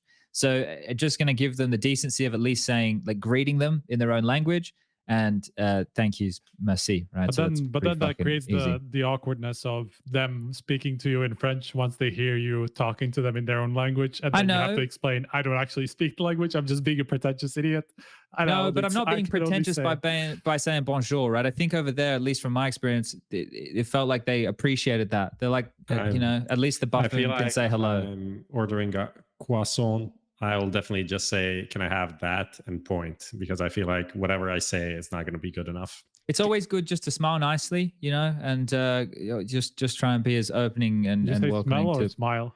Smile. Smelling nicely does help too. I'd recommend showers and deodorant. I'm not sure. Didn't they like... No, that's a stereotype as well as the white flag, Prof, and you need to drop that. I don't think you should be categorizing them in any demeanor. Thank you very much, as we'll be moving swiftly forward. I was thinking about the 16th century, not like today. But okay. Well, I don't know about people's bathing habits, Prof. I'm sorry. you could also just, make people aware that you're not French by saying the French word with a heavy accent, like bonjour. Or You could. Buongiorno. I just think that people appreciate a little bit of effort, Like when you go to Japan, try not to be a fucking numpty on the trains, Try to be a respectful individual on the trains. Don't walk around like you just sit quietly on the train. You're not making a big noise. All right, Lucas? I know you loved your joke. I'm glad you're having a good. Oh shit! How do I go back? Arrow key. Okay, all right. Okay, perfect. All right, we didn't want to miss this one. This slide right here. So what are we playing for, gentlemen? Well, it's 1.25 mil. That's the prize purse. It is $500,000 for first, 170K for second, 80K third, fourth, and 45K for fifth to eighth. That's all the playoff teams. What's on the line? Well, there's qualification for Cologne later this year and the Blast Premier World Finals later this year. And you'll be winning the trophy. Now, I put both up because I thought it was pretty funny that they had the community vote. The purple trophy won. Has there been any updates on Trophygate, Prof and Strike? Have you heard anything? Are they sticking to the guns? It just seems like they are actually sticking to their guns. Mm-hmm. Okay, fair enough. Did I miss anything here? Are we playing for anything else? Pride? I didn't write Pride. Glory for being called the last CSGO major winner. There you go. See, Striker, you got the brief. No one can take away that title. Yeah, there's only Fnatic the only team that can be the first, and whoever wins this are the only team that can be the last. But that's, we go all the way down to 17th to 24th getting 10K still. You get sticker money on top. Do you feel like we should even bother giving prize money to teams who don't come in the playoffs if they still get sticker money? I think if you get sticker money, you shouldn't get prize money. It's kind of like 20K. Who cares, man? Like, but it's not 20K. It's 20K from 19th to 16th position. So that's 8 teams. Yeah, that could like a lot of money. The number one prize to like 650 or something. Like I just think I'm just saying for an individual team, it's not a lot of money. It is a lot of money to spread between 8 teams, yes, but not for each team. It doesn't really make anything. Yeah, I don't know. I'm with the Tommy Lurpus train of thought, like about the prize pools being more top heavy. I don't see any reason, like, because these guys are going to make pretty decent change from the sticker money. And the whole getting a prize is like for competing for it. And I would love teams who, not just rock up to get it. When you rock up, you get your sticker money, like earn some prize money, at least win a game. Because the teams who are going to come last are still going to get some prize money. So anyway, maybe I'm just being a bitter old man because my prize money used to be used to pay the hotels because we didn't make much money. Guys. I think it's a sad life. Is actually tournament formats. Oh, it's coming. Don't you worry about that. All right, how we got here, gentlemen? We had European RMR Group A and European RMR Group B. Which one of these panned out to your liking the most? Because I actually have a slide. Actually, I can flick through this. These are all the teams. Flick further, yeah. Yeah, I'll flick forward to what we can. Okay, so these are the teams from Group A and Group B. This is Americas and Asia. You can see these. These are the teams who were in the running to try and qualify for the major. Some quick little stats here from the major. Shush was actually the highest rated player across the last chance qualifier, both groups A and B. What else do we have? Asia and America. Shush was the highest player over all of it. So these are like the top 20. Some interesting names here. I think like Boros is obviously one to look at. Generally, that whole top thing is like so full of like... What the fuck, right? I think Nerds and Skulls are fine. Like that. I don't think those are like super big surprises, right? Especially in the for Skulls in the region, yeah. In the region, right? Shush, you don't expect, but you also only played 4 maps. So Bolts. Yeah, where are your FaZe members? Bolts and NPL, and then In's okay. He played in Asia. That's where he farms usually. Not really a big. But then you see like Zaiwu only coming in on number 7, and Simple is nowhere to be seen, or Nico. Yeah, it is pretty crazy. Mirage was the most played map over all of the RMRs, and then Ancient, surprisingly. Anubis down the bottom, and then Nuke, which I also think is kind of surprising. The most T-sided map is looking like it's Anubis, which I think makes a lot of sense. Inferno looking not too far behind. Obviously, more recent data with stuff like this and the matchup specific too. Yeah, and everything else.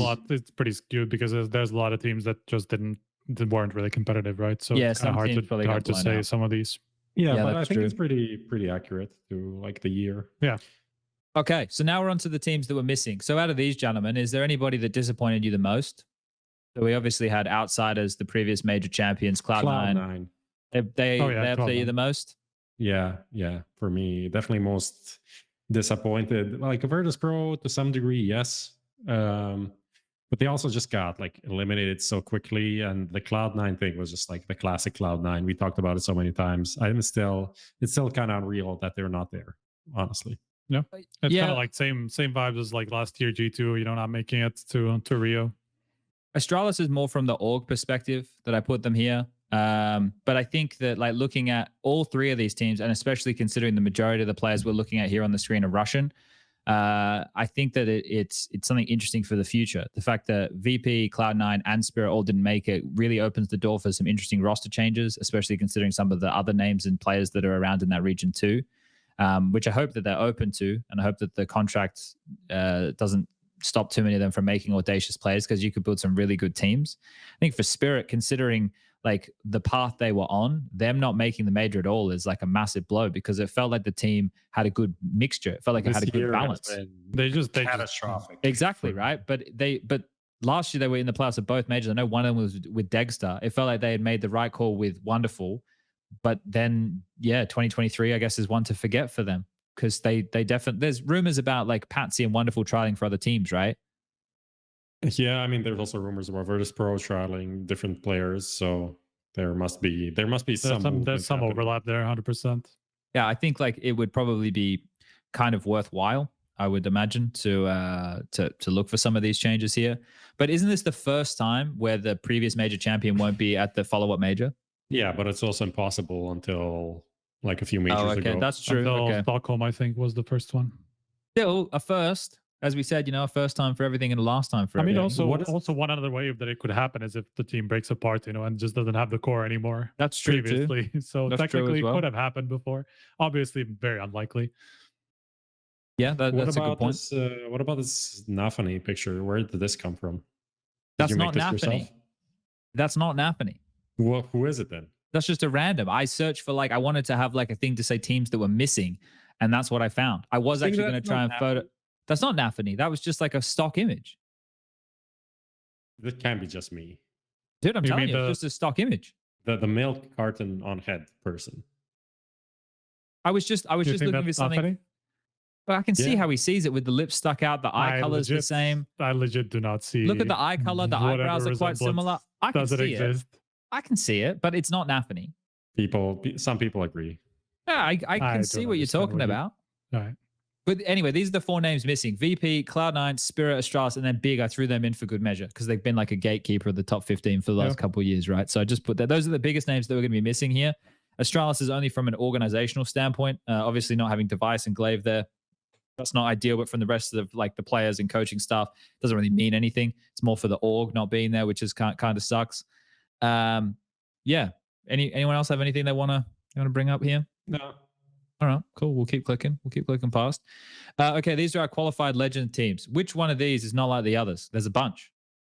Which one is like the other? I don't know. There's only two of them that are like it. Three of them that are like anything. This is like a group of a IEM China event. Like this is crazy for the legend teams. Isn't it fucking insane? It is kind of crazy.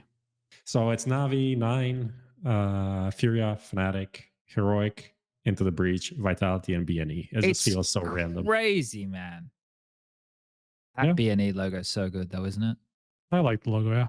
Look at the eagle landing or flying, whatever it's doing. I can see the wings, I can see the bird, I can see it all. It just doesn't make sense. It's topsy-turvy. And I think hopefully, and this is it, this is what we're gonna one's leaving. Please don't talk about format. No, that's what I'm saying. No one in the player break, that's all I'm doing. I'm going to go sit on a rock sit down and just think about formats for the whole player break. Make videos from the beach, talking about tournament formats, like sipping on a cold one. You have like a sun umbrella for the beach. I do. My parents bought me one when they were here. Yeah, do that and just put your phone there and start talking. Okay. All right. We'll see what we can do. I was there's people who do videos down there early in the morning. Sometimes there's people who take their phone and they set up on a tripod and do some yoga with the water in the background. I guess I can try and do the same thing. These are our legend teams. So our challenger teams are Monty, Payne, G2, Gamer Legion, Fours, Apex, NIP, OG, ENTS, Mouse, Liquid, Greyhound, Complexity, the Mongols, Fluxo, and FaZe. FaZe at the end, of course. Well, that's because they made it through the last chance qualifier. I know, it's just so funny. It's kind of hilarious. That's also funny. And that leaves us here, gentlemen. That leaves us This leads us here. One of my This more is favorite insane. slides. This is one of so with all the teams established, we've discussed who's missing, we've discussed who's qualified, who's where in the qualification, and these here are some of my key talking points for this evening.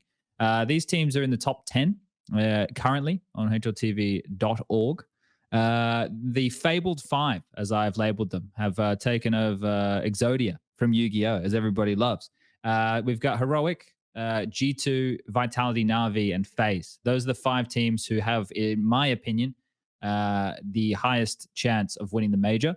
And then we have the troublesome trio on your right-hand side of Ents, Liquid, and Furia, which I would put with a chance in hell of potentially getting it done. So how do you feel about my What is Fabled the- Five and my troublesome trio? What is the dog? Is there a specific dog or? It's like is Cerberus? Oh yeah. Is it Yeah. from some specific? Dude, I just fucking No, this googled. is I just googled three-headed three-headed dog. Okay, Yeah, okay. I did. There's not a lot of thought that process goes into my It thinking. is Greek mythology. There Yeah. you go. But this It's is what I built. So how do we feel about what I I built? think here? he's like he's from Hell, right? It's a Hellhound, and the master of Hell is Hades. So you think 9 should be so here? 9 should be up there somewhere above Behind. him. Up, Yeah. The or- problem is like 9. There's a lot of teams I think that have, and we'll talk about them, but have the chance to be threatening at the major. But yeah. these are the teams that are the more known quantities and have the championship quality, like team work. Well, I'm saying teamwork is such a broad thing, but teams like of the players and the understanding of what it means to win trophies and the experience and the star players and all that type of stuff.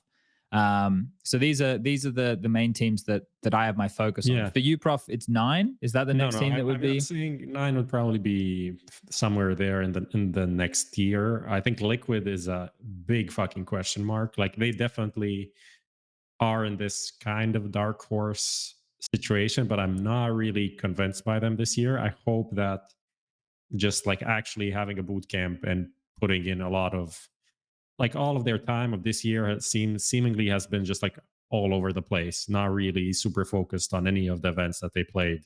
So there is no excuse now. There is no like next event or traveling or whatever. It's like full focus on the major, because I believe the quality of the team is definitely, they should be in the playoffs. But what they have shown this year, I'm not convinced. Like they could not make it past the first stage if they play how they played in some games this year. Yeah, no, the reason I kind of bring them in is because I think that the quality of the players that they have, just with the conversation of Nafalish and Yukinda, can be very strong, right? And it's we've also seen, recent, still fairly recent that they were in a position to win tournaments. we've seen them click. We've seen it work, haven't we? So that's kind of what I'm banking on here. Like I think Ents, we haven't even seen their full potential and their full peak yet, but I think we've seen what they can be capable of, at least like a few of the murmurs. Vitality winning in recent history, Heroic making a lot of finals. Obviously, they haven't converted since Copenhagen. G2 with a hotter start to the year, but now things are kind of simmered off a little bit. FaZe with the EPL win, and now they're in a bit of a decompression while they lead back into the major. Like Rio wasn't good for them. Navi have been consistent. As I prophesied at the start of the year, they just keep making playoffs, right? So you can't rule Navi out of a playoffs appearance. And I think Furia with a better style of Counter-Strike that we saw in Rio can be more consistent. I don't know if that's going to help or hinder them in the major run. All right, let me jump to the next slide. I don't even know what the fuck's next. Yeah. Here we go. So talking a little bit more about these teams. So these are very basic slides. There's not a whole lot going on here. The maps that you can see, boys, that is played in 2023. That's not last 3 months. And same with the stats.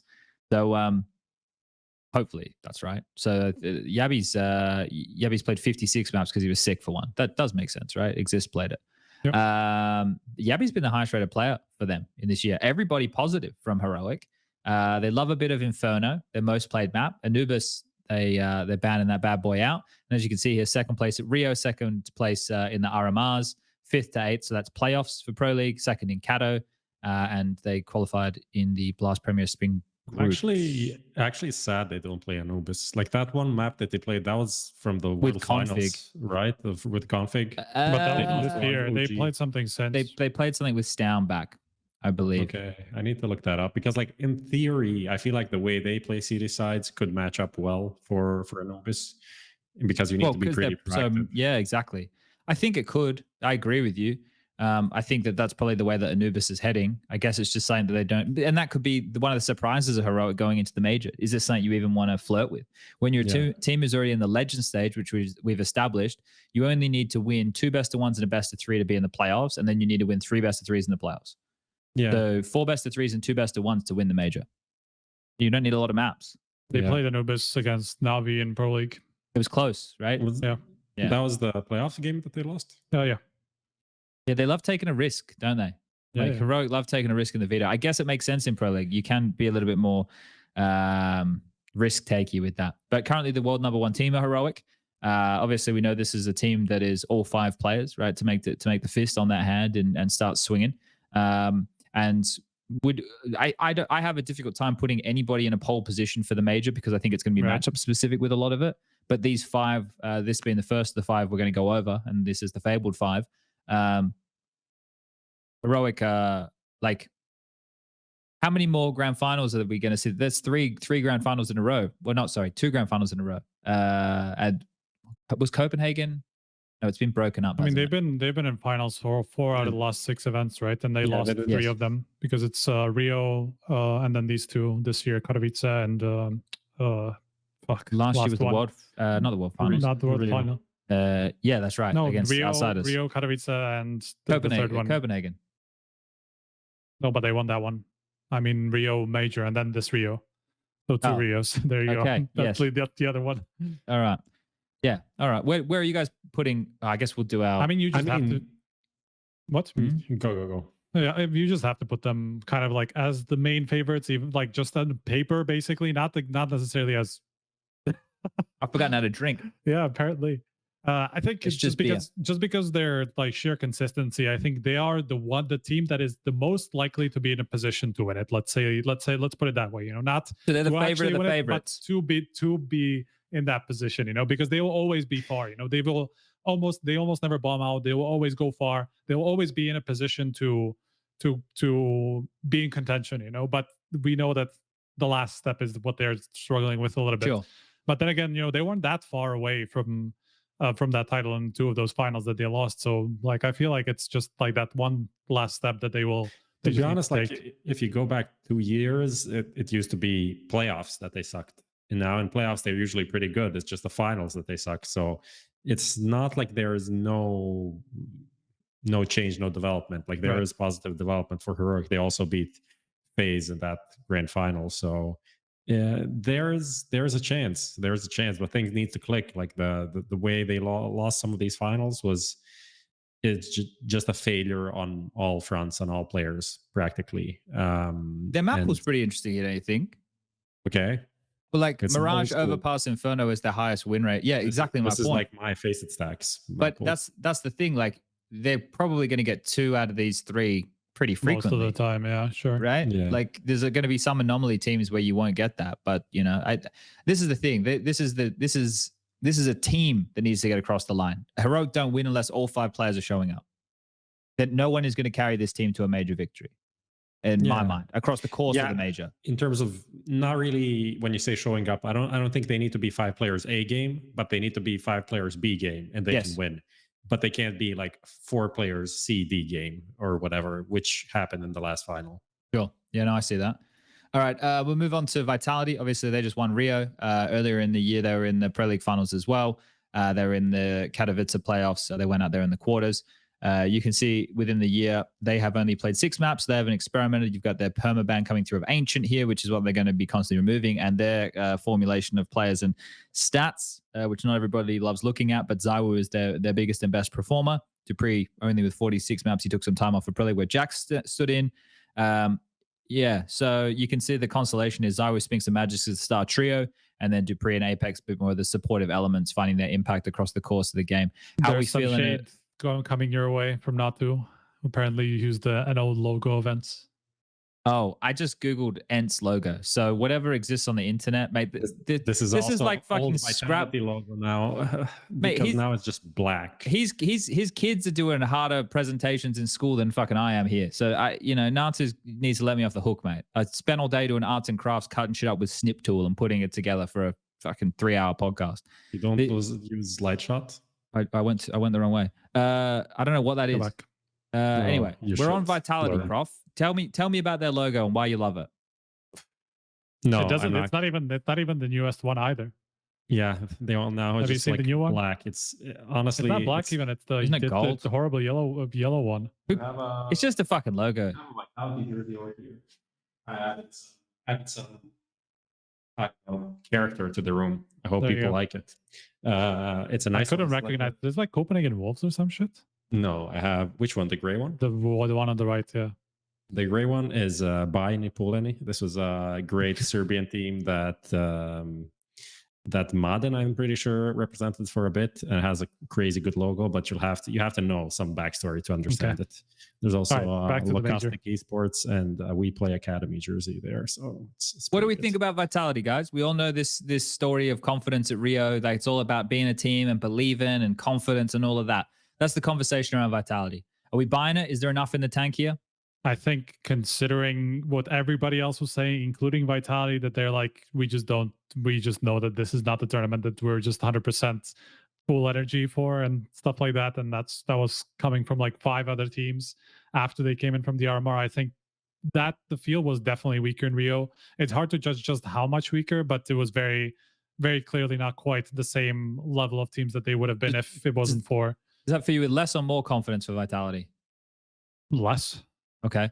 So you think that they won at a tournament where teams were either exhausted or maybe not fully focused? I think the heroic win was obviously legit because the heroic were the one team that actually did get some time off, but I think everything else is it's very difficult to judge just how much, the field was at their strongest, Okay. Well, because one of the issues with the team has been, like, in the past, is you look at them playing and you can see the tension. Like, you can see how stressed out they are. You can see things going wrong and them starting to like melt. Now that this event is here, do you think that kind of negative pressure is going to come back and bite them? Because it obviously feels like they're buying into this mental side of things that they're spending a lot of time on. Yeah, I mean, it's definitely going to be a different test when it comes to their whole major, right? Like, that is what they've been building up to for such a long time. Like, they've been building up to this for like 6 months, saying, okay, like, it doesn't necessarily matter that we don't win these events up until now, but we just want to be at our peak when the major comes. You can make an argument that that's the case, after they won Rio, now that they are like at their peak of confidence, they won a tournament, right? So there's some proof of concept. But at the same time, like, as I said, like, the weakness of other teams, I think, has cast some doubt over how much that victory should tell us if they're going to be in the position to be favorites. Okay, interesting. I think for me, the way I look at it is, if it's unleashed the confidence of Zywoo and Spinks as a duo to both go out there and know like what type of business they can get done, regardless of what the other three are putting out there, those two alone can make games competitive. Obviously, all of them need to show up if they want to continuously win best of threes and go deep within the tournament. But those two showed like the carry level star power necessary. Like, it's a bit more of an old school constellation of a team. But it's like Electronic and Simple back when Zeus still used to be on NAVI. Yeah, but the playoffs weren't really the two of them, at least not the same way that they were in the groups. That's exactly the point. But if won they anyway. can get you to the playoffs and then you get some vintage Counter-Strike out of the veterans, that's perfect, right? Yeah, I mean that really worked out really well for them. But it is kind of a concern that there had to be some other people stepping up for them to get over the line. And obviously, it is still a really good sign for Dupree because he was the one that was going to be probably the next one on the chopping block if it wasn't. 100%, like, and that was a big step up for him in Rio, so I think that's kind of bought him some time and hopefully bought him some confidence now, because I remember talking to him even in Katowice after they went out in the playoffs. I don't know if it was quarterfinals, semifinals, I don't remember, one of those, and then he was very clearly kind of like really confused about, like, I have this one tournament up, one tournament down, I just have no confidence, I don't know what's going to happen and stuff like that. And it was very clear that even he wasn't sure what was going on, and that was just before he was heading into his break, for parental leave. And so now that he's had a couple of off tournaments since he came back, but now he's had that one that might get his confidence back up, I think that could be a good sign eventually. What do you think about the map pool here, Prof? It looks very broad. Like, this looks pretty good, yeah. Mirage being the weakness here, which is okay. Like, honestly, like if people want to Played a punish bit you of on everything. Mirage. Like everyone can play Mirage to a decent, like not everyone, but it's not like this team can't do anything on Mirage. It's not like a free win like the Ancient on for 9 or something like that. Yeah. I think against better teams, they'll be able to like get the better teams to ban out Anubis because I think well, actually maybe not. It's curious, right? Anubis, them it's something that they've been picking. Yeah, they've been picking it. They've been looking pretty decent at it. But that's the thing. Like I don't feel like we Investor ones, you should stay away from it for sure. We can say that they are the best Anubis team, technically, theoretically, but like they played 6 maps. Doesn't like Monty have some ridiculous winning streak? Actually, I have it in a slide. I mean, yeah, but they are. I know it's against. It's always hard to judge. Like we know 9 is fucking 100% legit on Vertigo, but we don't really know necessarily about Monty. They haven't. It's played hard that to much. judge, but they rock up to LAN and this Boros kid on low ping destroys everybody, right? Yeah. So this I'm is just the saying, thing. like that Anubis thing, you can't really lean onto it too much. Okay, I feel like you can't really flex it too hard because you want to go with a more stable map that has been played more if you're going into a very important game because you don't want it to backfire. Sure. Might come in later in the tournament as a bit of a bogey pick or something like that if they're allowed to pick it against like other teams. Yeah. Let's jump to Navi. Prof, give me your thoughts on this team, right? So we know that MPL, he got promoted full time. They didn't go with the SDY situation. They've consistently been making the playoffs at the tournaments, like and with decent runs. Katowice 3rd, 4th, Pro League 3rd, 4th, Rio 3rd, 4th. Simple getting back into some better form. Electronic showing some moments. What are your thoughts on this team? They're like the opposite when you look at their map pool. Heavy on Inferno, light on everything else. Yeah, but that's also because when they brought in NPL, it was they just played Inferno like every series, every best of one, every opportunity. They were just like pick Inferno, right? I feel like but I'm pretty sure that in the last month or two, that Inferno favoritism has kind of died off. Like they haven't been picking other maps. I don't think it's really even. I don't think it's there. But I mean, even the win rate shows that's not in the top 3 for them. So I don't think it's just a map. Like it's just Inferno. It's just Inferno. Like for every other team, practically. Like we can play it, but we're not gonna rely on it as our go-to. I think they are doing well, and if they continue like this trajectory, they could win the major. Like they could. I think before Rio and before the RMR, I would be pretty skeptical to like even put them in the top 5. But you can't really run away from the fact that they have been super consistent. They have Simple. Simple has been playing better. Electronic has been playing a lot better. NPL isn't like a hole on the map. In the RMR, he was insane. And Rio, he was just like whatever.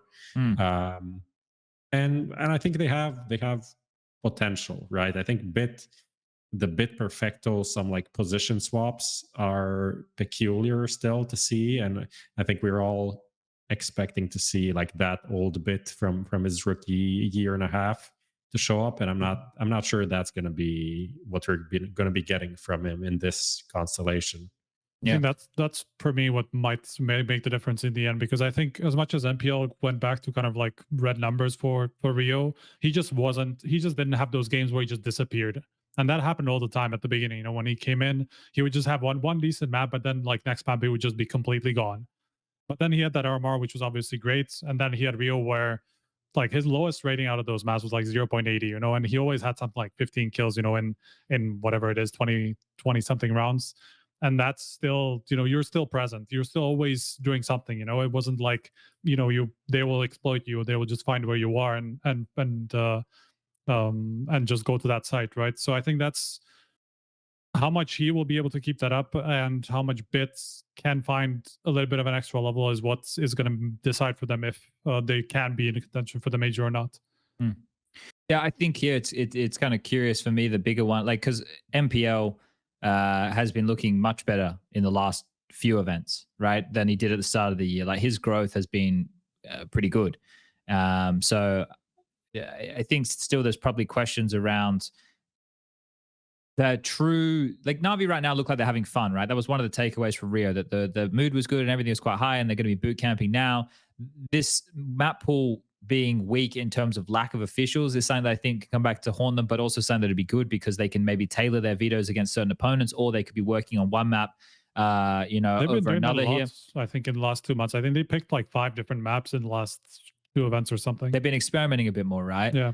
And I think that's a good thing. Obviously, they need to get those reps in. Having played Anubis 4 times and won it every time, I think that helps them out a bit as well, because we don't really, they're only 4 games on it. That's not a big sample size of matches.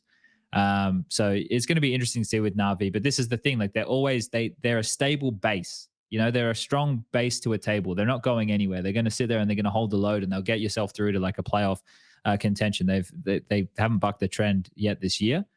G2. It feels like a really long time since we've seen G2 play. The most recent news was Swanee getting announced as the full-time coach, and this gambling ad with Monacy, which definitely got some people talking on the internet. There's also the jerseys with DC or something. I don't know if you saw that. That's like from 3 hours ago. I didn't see the jerseys. No, what about with DC? Yeah. They have. Why would you partner with that not very popular franchise? Like DC, all the movies, a lot of people nothing still DC watch like Batman and shit and Superman Come and whatever. on, It's just I don't like it either. But Batman doesn't even have a fucking still kind of popular. superpower, bro. Did you watch the Batman cartoons? I can't, man. You know, long time ago. It's funny, They're man. pretty Don't good, do it to actually. me, man. They're actually pretty good. Don't fucking Anyway, do they it. say, you know, Don't do it to New me. jerseys that Anime are- watcher over there. DC, Marvel. Get out of my face. No. Man. I'm watching Attack on Titan at the moment. But we haven't seen him in a while, Prof, and they're still ranked 4th in the world. What's going on here? I mean, they played the RMR. Like what? They we're play supposed Pro to League. see. I mean, I it's know, not but They skipped. but we've had I'm Brazy sorry. Party. I'm sorry they skipped your event. We had the ESL Brazy show Party. there. We had the Brazy Party. We had. Yeah, of course they're not playing that. That would be insane if they played that. Well, why not? Because they need to shoot content. They should shoot like 7 videos in the last That's 3 true. days. They do need to do some content. Did we deduct that from the bootcamp days that there have been allocated? No, I mean They only played Mirage 3 times this year. that's kind of crazy for them, right? Like what? Like Nuke and Inferno. This is just the crack to them, and that's what's showing cracks right now. Like they're Nuke and Inferno. They've lost a couple. They're gonna have to lean deeper in their map pool once it comes to this event. Like they're gonna get a whole lot more tested here. They won Kato. They made it to the playoffs of Pro League, and that's about it. It wasn't easy for them at the RMRs, but they got through. So yeah, this team had a whole lot of groundswell about them at the start of the year. Now it feels like it's gone a little bit limp. I think we all know like when this team is playing its A game, how good they can be, but the A game is like FaZe. These guys fall into the same conversation as FaZe for me now. Yep. Like your players have to show up to put in the shift. When you're going into work as G2 or FaZe, it's hard work. You have to get the multi-kill. You don't get a choice, right? Like when it comes your way, you got to make it. If you don't make it, you're probably not winning the round. I have a question. Do you think if we take away Hooksy and Kerrigan, which team has like the stronger quad, like 4 players? FaZe. I'm not so sure about that. Well, if you're going player for player, No, right? I mean in total, just add it all up. Okay. I Monacy think Nico and Monacy are better than anybody from FaZe. I do you agree think? as well. Where do you put Hunter and JKS in that conversation, though? I would say that JKS depends versus because Rain? recently they've neither of them have been so consistent as during that run of their dominant, right? So I think that's the problem. But I think JKS when he started to come back up, I'm not going to compare him to Twists or anything, I but think he wasn't Hunter- that far off. I think you compare Hunter to Twists, and I think Twists is better. Yeah, but you'd Yep. compare And- Robs to and- JKS, though, wouldn't you? Yeah. I mean, but would you? I think you. Well, you'd you're compare Robs Rain me. to if you're going roles, right? It'd be Rain Nico. Nico would win that. Monacy Depends on side or whatever. Well, true, but I think probably more traditionally in their play styles. I know that Nico is doing a bit more lurky boy stuff from time to time. I don't know. I feel like the problem is the rifling core of G2 is old. The rifling core of FaZe isn't as old. Like right now, I guess. What does that have to do with anything? Well, You have it form of the super. shelf life of G2, they This can guy last. Yeah, but you're blonde talking hair, about this guy now, has not brown what's hair. going to be in I a year don't or know. two. Size is 42. I don't care. I just It's know that there's 1.5 going to be rating. more to come from Twists and Robs. Well, I mean, not that is talking look in 2 future years. prospects, yes, but we're Yeah. talking about this major right now at this moment. I think I don't Nico, know, look, man. I think it's fair to say Nico and Monacy are better than anybody from FaZe, and then Hunter and JKS are probably just below the FaZe trio, right?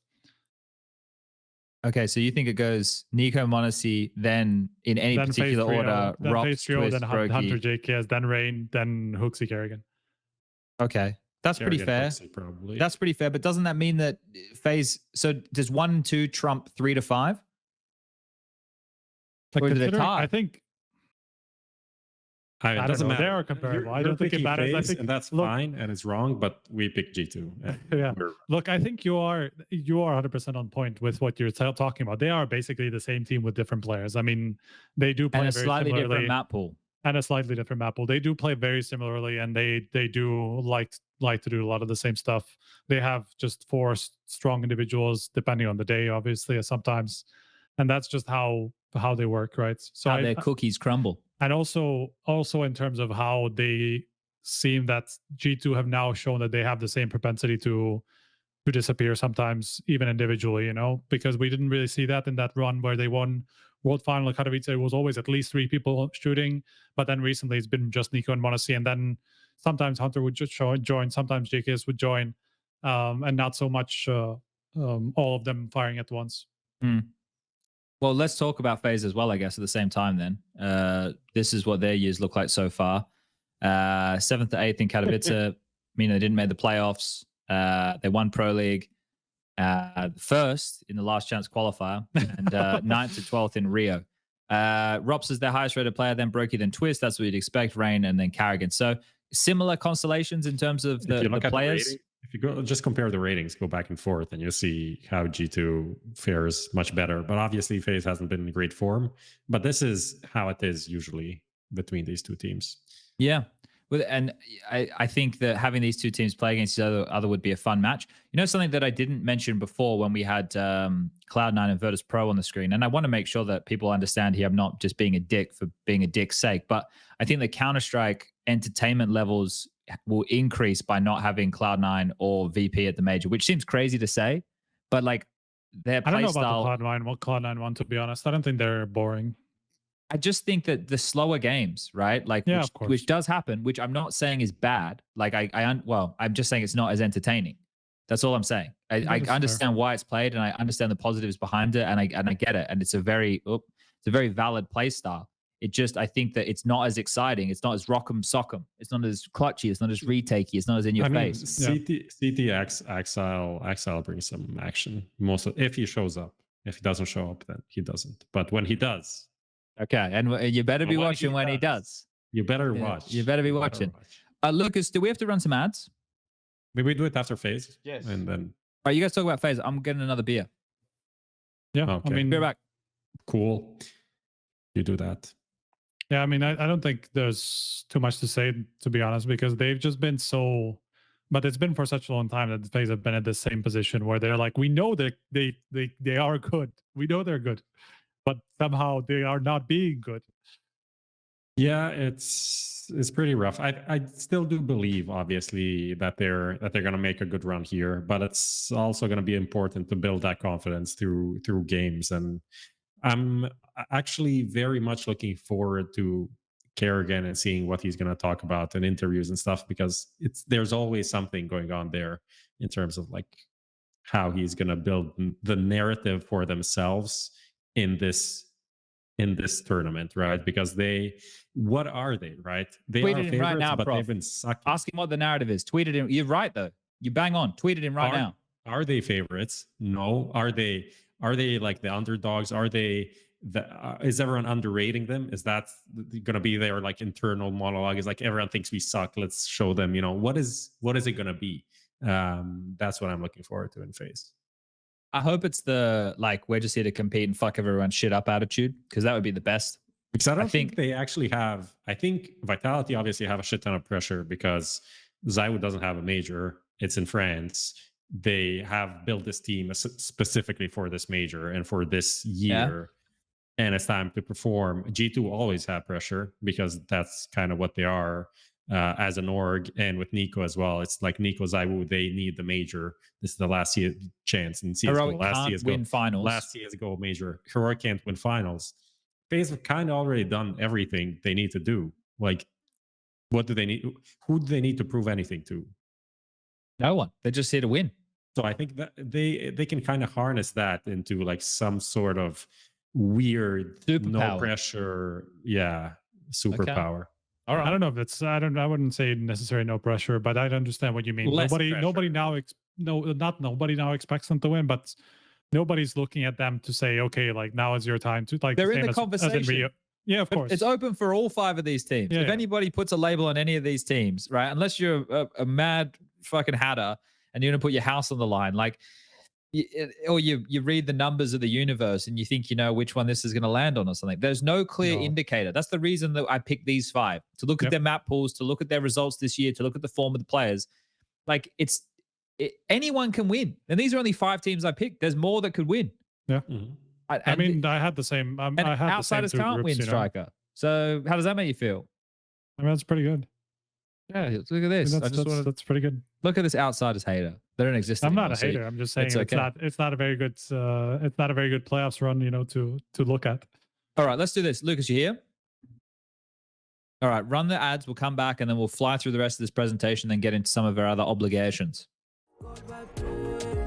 Here's a good vibe, train, train, train, train. Here's a good vibe, train, train, train, train. Here's a good vibe, train, train, train, train. Good vibe, train, yeah.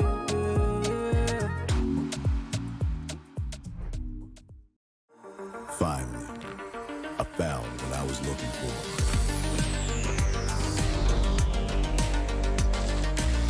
Now that my search is over, it's gonna be a tough choice. But fortunately, no need to choose. When you can just have them all. Buy and sell skins on BitSkins.com. Best esports odds. VIP program and a variety of bonuses. Fast and easy withdrawals.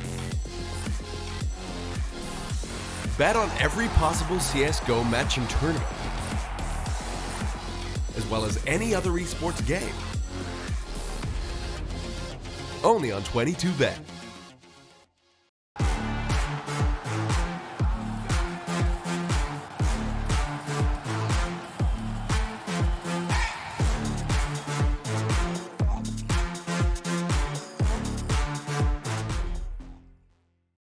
All right, we're back from the break and we're getting into the good stuff. All right, tournament formats. Here we go. Everyone's favorite. Just so we can get everyone up to date with what we're going to go into with the next 2 and a bit weeks of competition. It's just 2 weeks of competition. There is 3 sets of 4. That's how you can look at the major. Challenger stage, May 8th to 11th, 16 teams. Swiss system format, elimination and progression matches are best of 3. Establishing matches are best of 1. Top 8 advance to the legend stage. Bottom 8 are eliminated. Legend stage, 13th to 16th, 16 teams, Swiss system format, same situation, exactly the same. 8 teams make it through the champion stage. That's in the arena, the A-Core arena we went over earlier, guys, in case you missed it. 18th to 21st, 8 teams, single elimination, best of 3 bracket the whole way through. There you go, there's the format. Next piece of key information for everybody playing at home is the veto system. Now, if you want to check out the rulebook, Blast have it available, blast.tv/major/rulebook. You can find it out. They've got it on their website. Blast.tv seems like a pretty good place. They're spending a lot of time on that tech. So there's everything you need and more over there. They're doing fucking articles. There's fun games. You can sign up. You can watch the games there. You can do all that shit.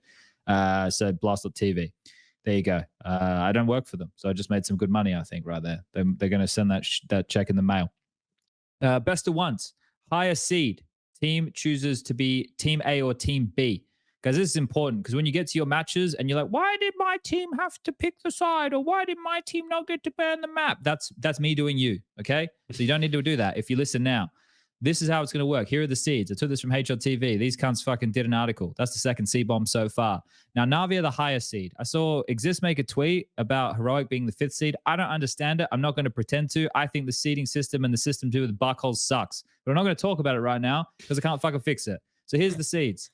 This is the seeds for the challenger stage, the seeds for the legend stage.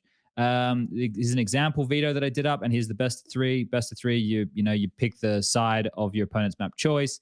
And then on map 3, Team B will pick the starting side. There's no knives for sides in majors. There you also, in this, you wrote like Team B picks CT side. This should also be pick side, not CT side, right? Oh, down here? Yeah. Oh, in the example? Yeah, you probably. No, well, in the example, I left it because it's an example. Okay. Sorry, they would pick a side, right? In the example, of course they would. I was being that kid in school, like that's all right. Half zoning out and zoning in. No, that's fine, prof. That's okay. That's not too bad. Now, we'll have to reference this as we go forward, guys. But you can see here all the seeds. FaZe are at the bottom. Just shows you how stupid the seeding system is. Fluxo, Mongols, Complexity, Greyhound, Liquid, Mouse, Ents, OG, NIP, Apex, Fours, Gamer Legion, G2, Pain, Monty. And then in the Legend stage, seeded from bottom to top, Bad News Eagles, Vitality, Into the Breach, Heroic, Fnatic, Fury at 9, and NAVI. I think the only thing to kind of point out here is Seeds are fucked. The seeds are fucked, and the seeds are important for the first 2 games. So always fucked. Monty is playing FaZe, and FaZe is worst seed. Monty is best seed, which essentially means, let's say Monty wins, they're going to be the high seed in the second round. So that could spur them on to play like not such a good team, and then have like a good run. Or it could also, if FaZe lose, really fuck the best seeded team from the 0-1. Right. 0-1, because they're going to play that team essentially. So yeah, that's kind of a tricky thing. But after that, then it becomes all book holes. So it's all kind of almost random in a way. What do you think about any of this here, Striker? Any comments on this? Just fuck seeding. It doesn't really mean anything. It might as well be random. Fuck seeding may as well be random. All right. This is the challenger stage, the way the Swiss bracket is going to look. The opening matchups are already known. We'll get into that slide in a second here. You guys can see Blast have this on their website. It's really cool. I know we had people making this on Reddit and stuff over the last couple of years with majors to show everybody how the Swiss system kind of works. So this is a great visual demonstration.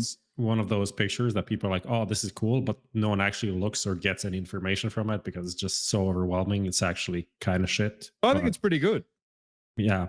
Well, opening matches, you win, you go up. You lose, you go down. It's like snakes and ladders. You lose again, you go down again. You win, well, you go to the middle. You win after you've won, where you keep going up. Snakes and ladders, prof. Roll some fucking dice. I like that game. Yeah, see, there you go. And you can like this game too. So this is how it's going to look, how it's going to play out across the course of the event. Here are the opening matches. We're going to get into this a little bit later. Becomes right. Yeah, we got all that good stuff coming. So Monty FaZe, Pain, Fluxo, G2, Mongols, Gamer Legion, Complexity, Fours, Greyhound, Apex, Liquid, NIP, Mouse, and OG Ents are the opening matches. And the opening matches were known as of the 15th to the 4th. So there's been 23 days, or there will have been 23 days of total prep time after knowing your opponent. So there's a lot of time to prep for your opening game and to determine where you think that the best of one is going to go. So there's a piece of information there for everybody. We'll come back to these. So these are going to be this was the bit I put the least amount of work in today. We'll come back to that. This is the follow-up. So you just saw the opening matches on Monday. The best of ones will continue all the way up until, I guess, midnight with the best of ones. It's really interesting that the games are starting at 11:30 on the first day as well, because that seems like guaranteed past midnight finish. Sure, right? You have to hope nothing goes wrong here, or you're going to have some real issues, I would say. And with considering how shaky some of the RMR stuff was, maybe we do come into a couple of issues on the first day. They did put our 30 minutes on the schedule for a game, which is quite more than normal. Quite a lot. That's true enough. Too. So maybe it can work. I mean, they're also running accelerated. Yeah, exactly. Okay, I didn't keep an eye out for that. That's important. I don't know if they will, but I assume it's Blast. You know, they always have. But no, they don't for their regular tournament. They just do for the majors, right? Which is what most people do. I don't actually remember how it is otherwise, but I meant from like the RMRs was accelerated. Sure. Okay. Well, matches starting 11:30 each day. Monday, Tuesday, the same thing. You're gonna have some best of threes in there at the end of Tuesday. Wednesday will be all best of threes, and Thursday we'll be deciding the last couple of teams to make it through the next stage of competition. Okay, so your viewing experience. This is where we take you, the viewer at home, into consideration here, everybody.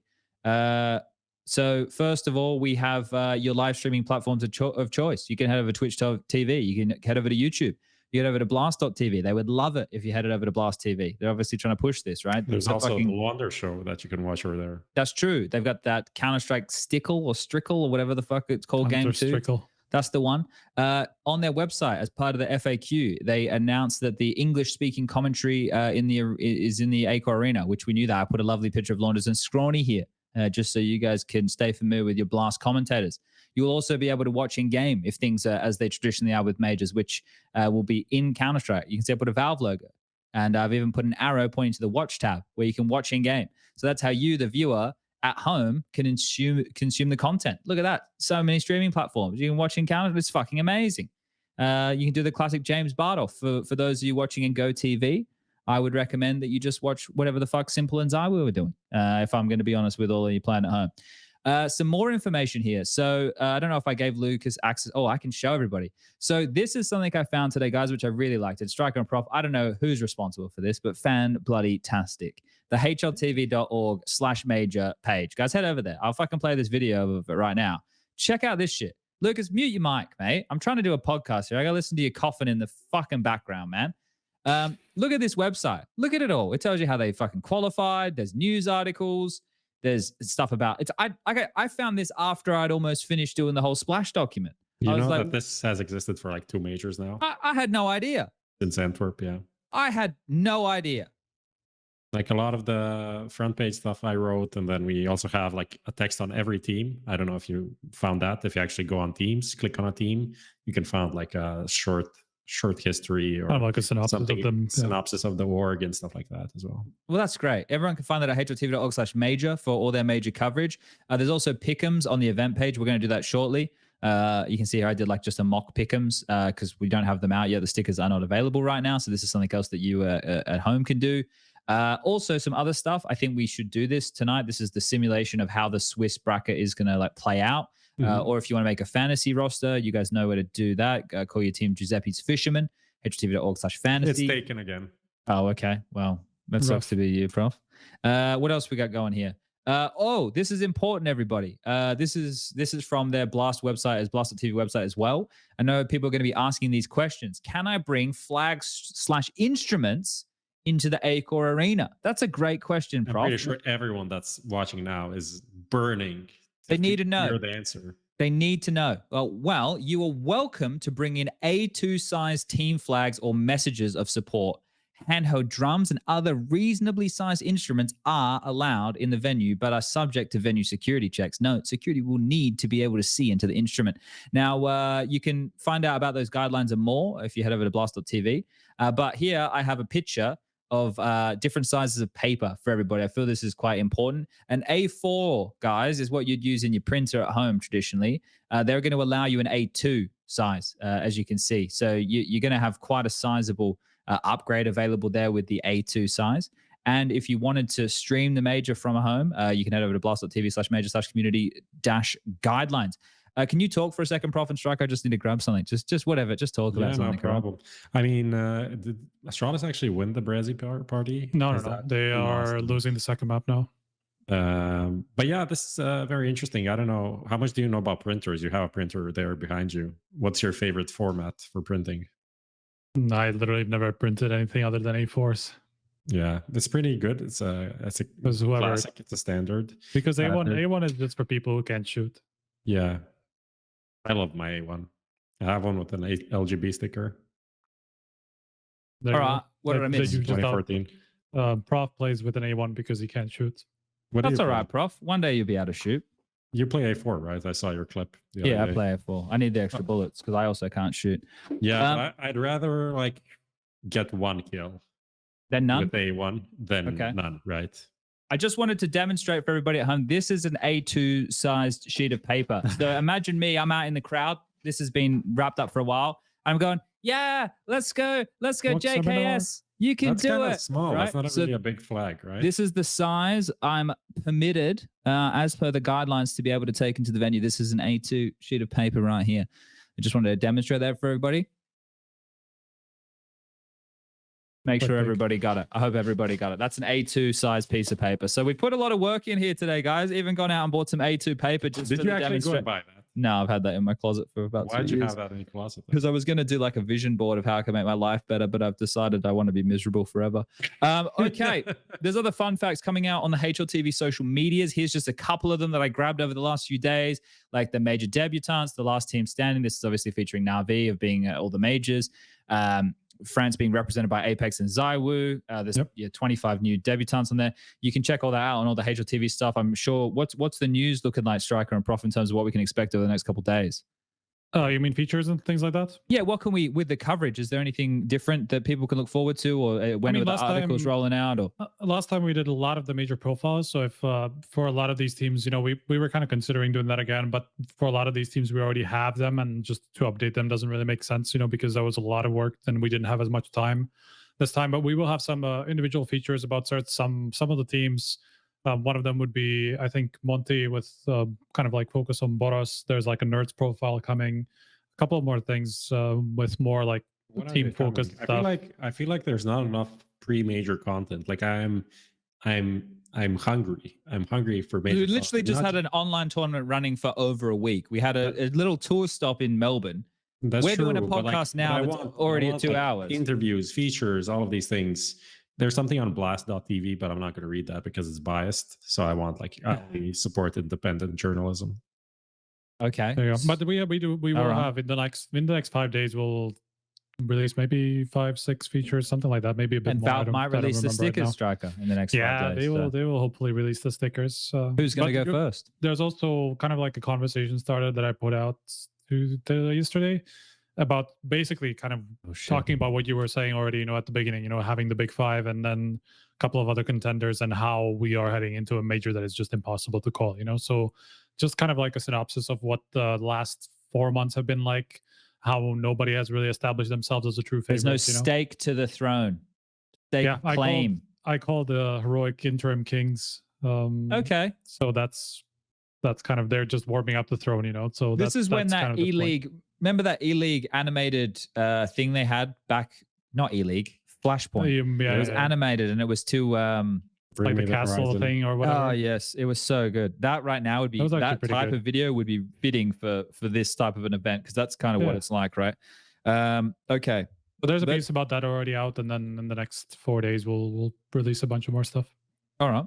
I want to jump into the next slide if I can, Luke, because I've only got 2 more here left, and then we're going to get into the tier maker and all that kind of stuff, the pick'ems, whatever it is. So, guys, as we've discussed, it is the last CSGO major. I'm not sure if people caught that part. And the reason I was thinking about this, sometimes It's I the try- last CSGO major because there's no more majors.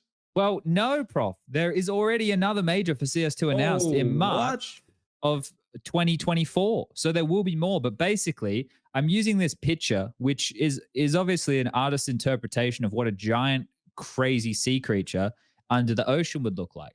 And that is basically Counter-Strike 2. Because we don't know what the future and what is the unknown is the future. We're going into this dark void, right? This is one of my only fears in the whole world, guys, is sitting on a surfboard and a shark biting off my leg. And that's not because I'm necessarily scared of sharks. I'm scared of the unknown and something coming up and biting my leg. That And- makes sense. Yeah, we might be scared of Counter-Strike 2 coming up and biting our leg. So we're moving into these dark, deep waters after the major. Is there going to be a Russian team shuffle? Will there be roster changes? Will some of these older guys retire, starting to have kids? Counter-Strike 2, what's going to change? There's no second major in 2023. What does that do to the calendar? Are there new tournament organizers that come in with Counter-Strike 2? The smaller events at the tail end of this first season of the year is Dallas and then followed by Washington. So the Blast Premier Spring Finals. So even the Trail LAN events after the major are pretty small and North American events where we don't know what the kind of turnout or atmosphere is going to be like. We don't even know what type of game we're going to be playing then.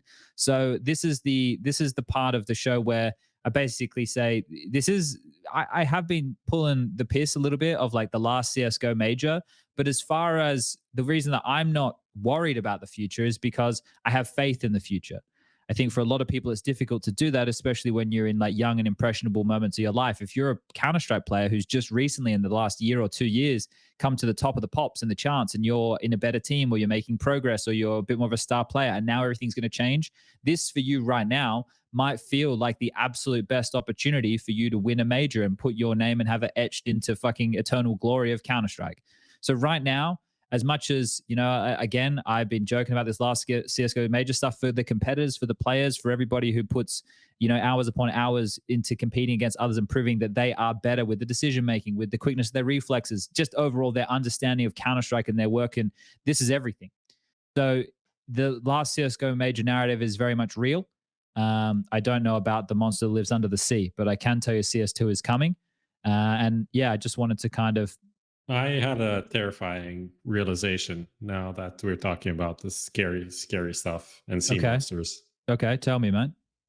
So the next major is almost a year away, like 10 months after this major. Yep. Are we going to actually use like the same invites to the RMR based on this major? This is why I'm serious though. This is where I actually got a chill down my spine. This is like it's no, but it won't be though, not Prof. as bad as inviting to the major directly, But think about it. Think about it. What you're doing right now is you're grabbing the worst of the system we have right now, and you're extrapolating that to 10 months time. Which, I'm considering just saying, it's not like I'm not saying this is fact. I'm like saying this could happen. it definitely It could. wouldn't be crazy if it happened. But the fact that you're making that premonition means that we, as a Counter-Strike community, the players, the coaches, Am I the being pundits, negative now? you're not. What you're pointing out is something that is ominous and potentially could happen. What I'm saying is that we can avoid that actuality of happening if we try and get ahead of it, if we use the reach that we have, if we come up with better systems, if we do lock ourselves in a room on a rock for fucking 4 weeks and try and nut out what would be a better system and why, and try and bring into all of these difficult things to balance in the Counter-Strike world that exists, because it feels like a near impossible task. I don't want to live in the world that you're proposing, because that's ridiculous. I had a friend, he went to live on a lighthouse for like a month. Okay. On an island. That's all. That's it. Yeah. Can we go with him? Let's move on. He made a YouTube video about it. Okay. And I don't think it solved any of his life issues, but it was cool, I guess. All right. Well, I've got one last slide here for everybody. Here it is. So this is the end of my presentation. We may be returning to some of those like head-to-head matchup slides. I just wanted to say thank you for your time and attention. So I hope that you've all enjoyed the slideshow here this evening and my day's worth of cutting things up on the internet. So that's the end of the presentation. Me trying to like start. Can the people at home see this, Lucas? Lucas sleeping. Could they even see that? Could they even see this? Like, could they see the dark? They could see the dark ominous sea. Okay, They could see that. And can they see this now? As the good producer, I switched to the full screen once we talked about the picture for 2 minutes. Okay, so you were paying attention. Yes. Okay, wonderful. Great. I'm glad you were paying attention.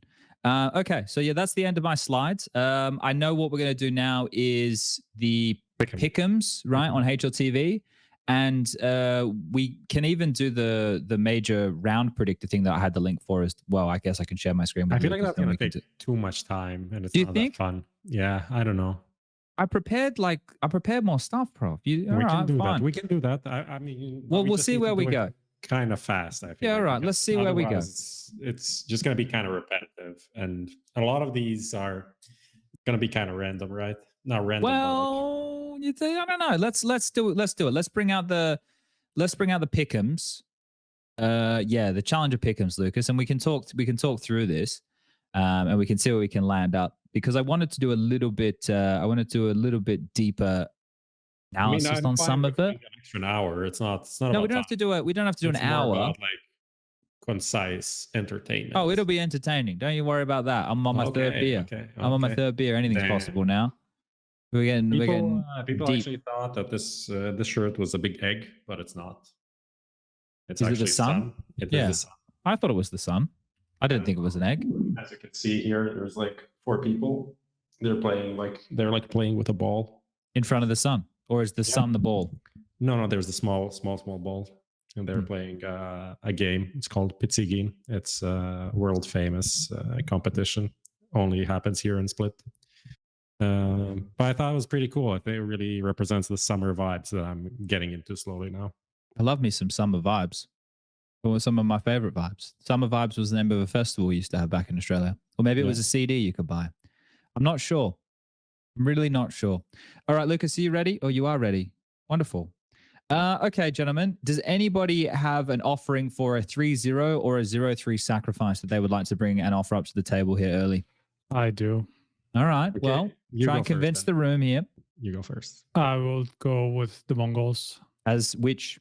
As 3-0 team, obviously. As 0-3. They're playing G2 first, which is like already kind of obviously, best of ones and blah, blah, blah, like big favorites fall, things like that. I just don't have any faith in the Mongols, to be honest, ever since they made that change, combined with the fact that they're playing up against one of the hardest teams straight up early on. Stecker doesn't look like a good pickup, does he, Striker? That's what you want to say. I can see it. That's what you want to say. I've said it like, you haven't been here for the last 4 podcasts. I've said it about 4 times already, and I will keep repeating it because I just don't understand this move, and they don't have the firepower to play against top teams and keep pulling off those upsets that they used to, like before they made this change. They just had Score, who just had a much higher peak, and that's in part why they were able to take some of those upsets. I don't think that's possible anymore. I think that would take kind of like a miracle or they would have to play somebody like, you know, maybe if they play Fluxo in like the 0-2, I could see how they would go. They they're could pick up a map, play- but I think we need to look at it in that category. Obviously, you don't know how the seating is going to end up, but it's going to be probably Greyhound, Fluxo. I just think that they Mongols. will lose to. I just think that they will be underdogs in any of those matchups. Maybe Fluxo is the only team that I would probably put below them in like a power That's ranking, but fine. they're also playing Pain in the first round, and it's kind of like Brazilian matchup. They know each other very well. I don't really want to do like a prediction on a 0-3 when I see that the first match could potentially be fairly close. But didn't Pain just like destroy them the last time they played? did 16-8, 16-1 or something along those Yes. lines. They are the just to be open with everybody.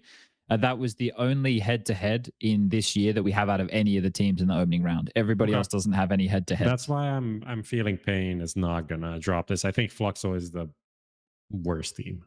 Okay. I do think that they are the worst team, but I think I just based on that first matchup, I just thought I would rather put Mongols. Which is crazy because I like a bunch of the players on the team. I With think, Fluxo, yeah. yeah, it's weird with them. But I've like got- when I look at the results, they just never did anything notable. Like they were pretty lucky to qualify just based on who they played. I've gone the same route as you here, Striker. I think for Mongols, I don't think that the addition that they've made has added anything to the team. I think they've lost something with score. I think they were on the right path before, and yeah, I think. What was the joke, Prof? Well, what's he laughing about? Marco Man in chat says Fluxo, more like Fluxo. Bloody hell, they're geniuses out there in Twitch chat, aren't they? It's actually pretty funny. I think Fluxo could be in that conversation as well. I think a Fluxo or a Greyhound, or a Mongols is fair for a 0-3.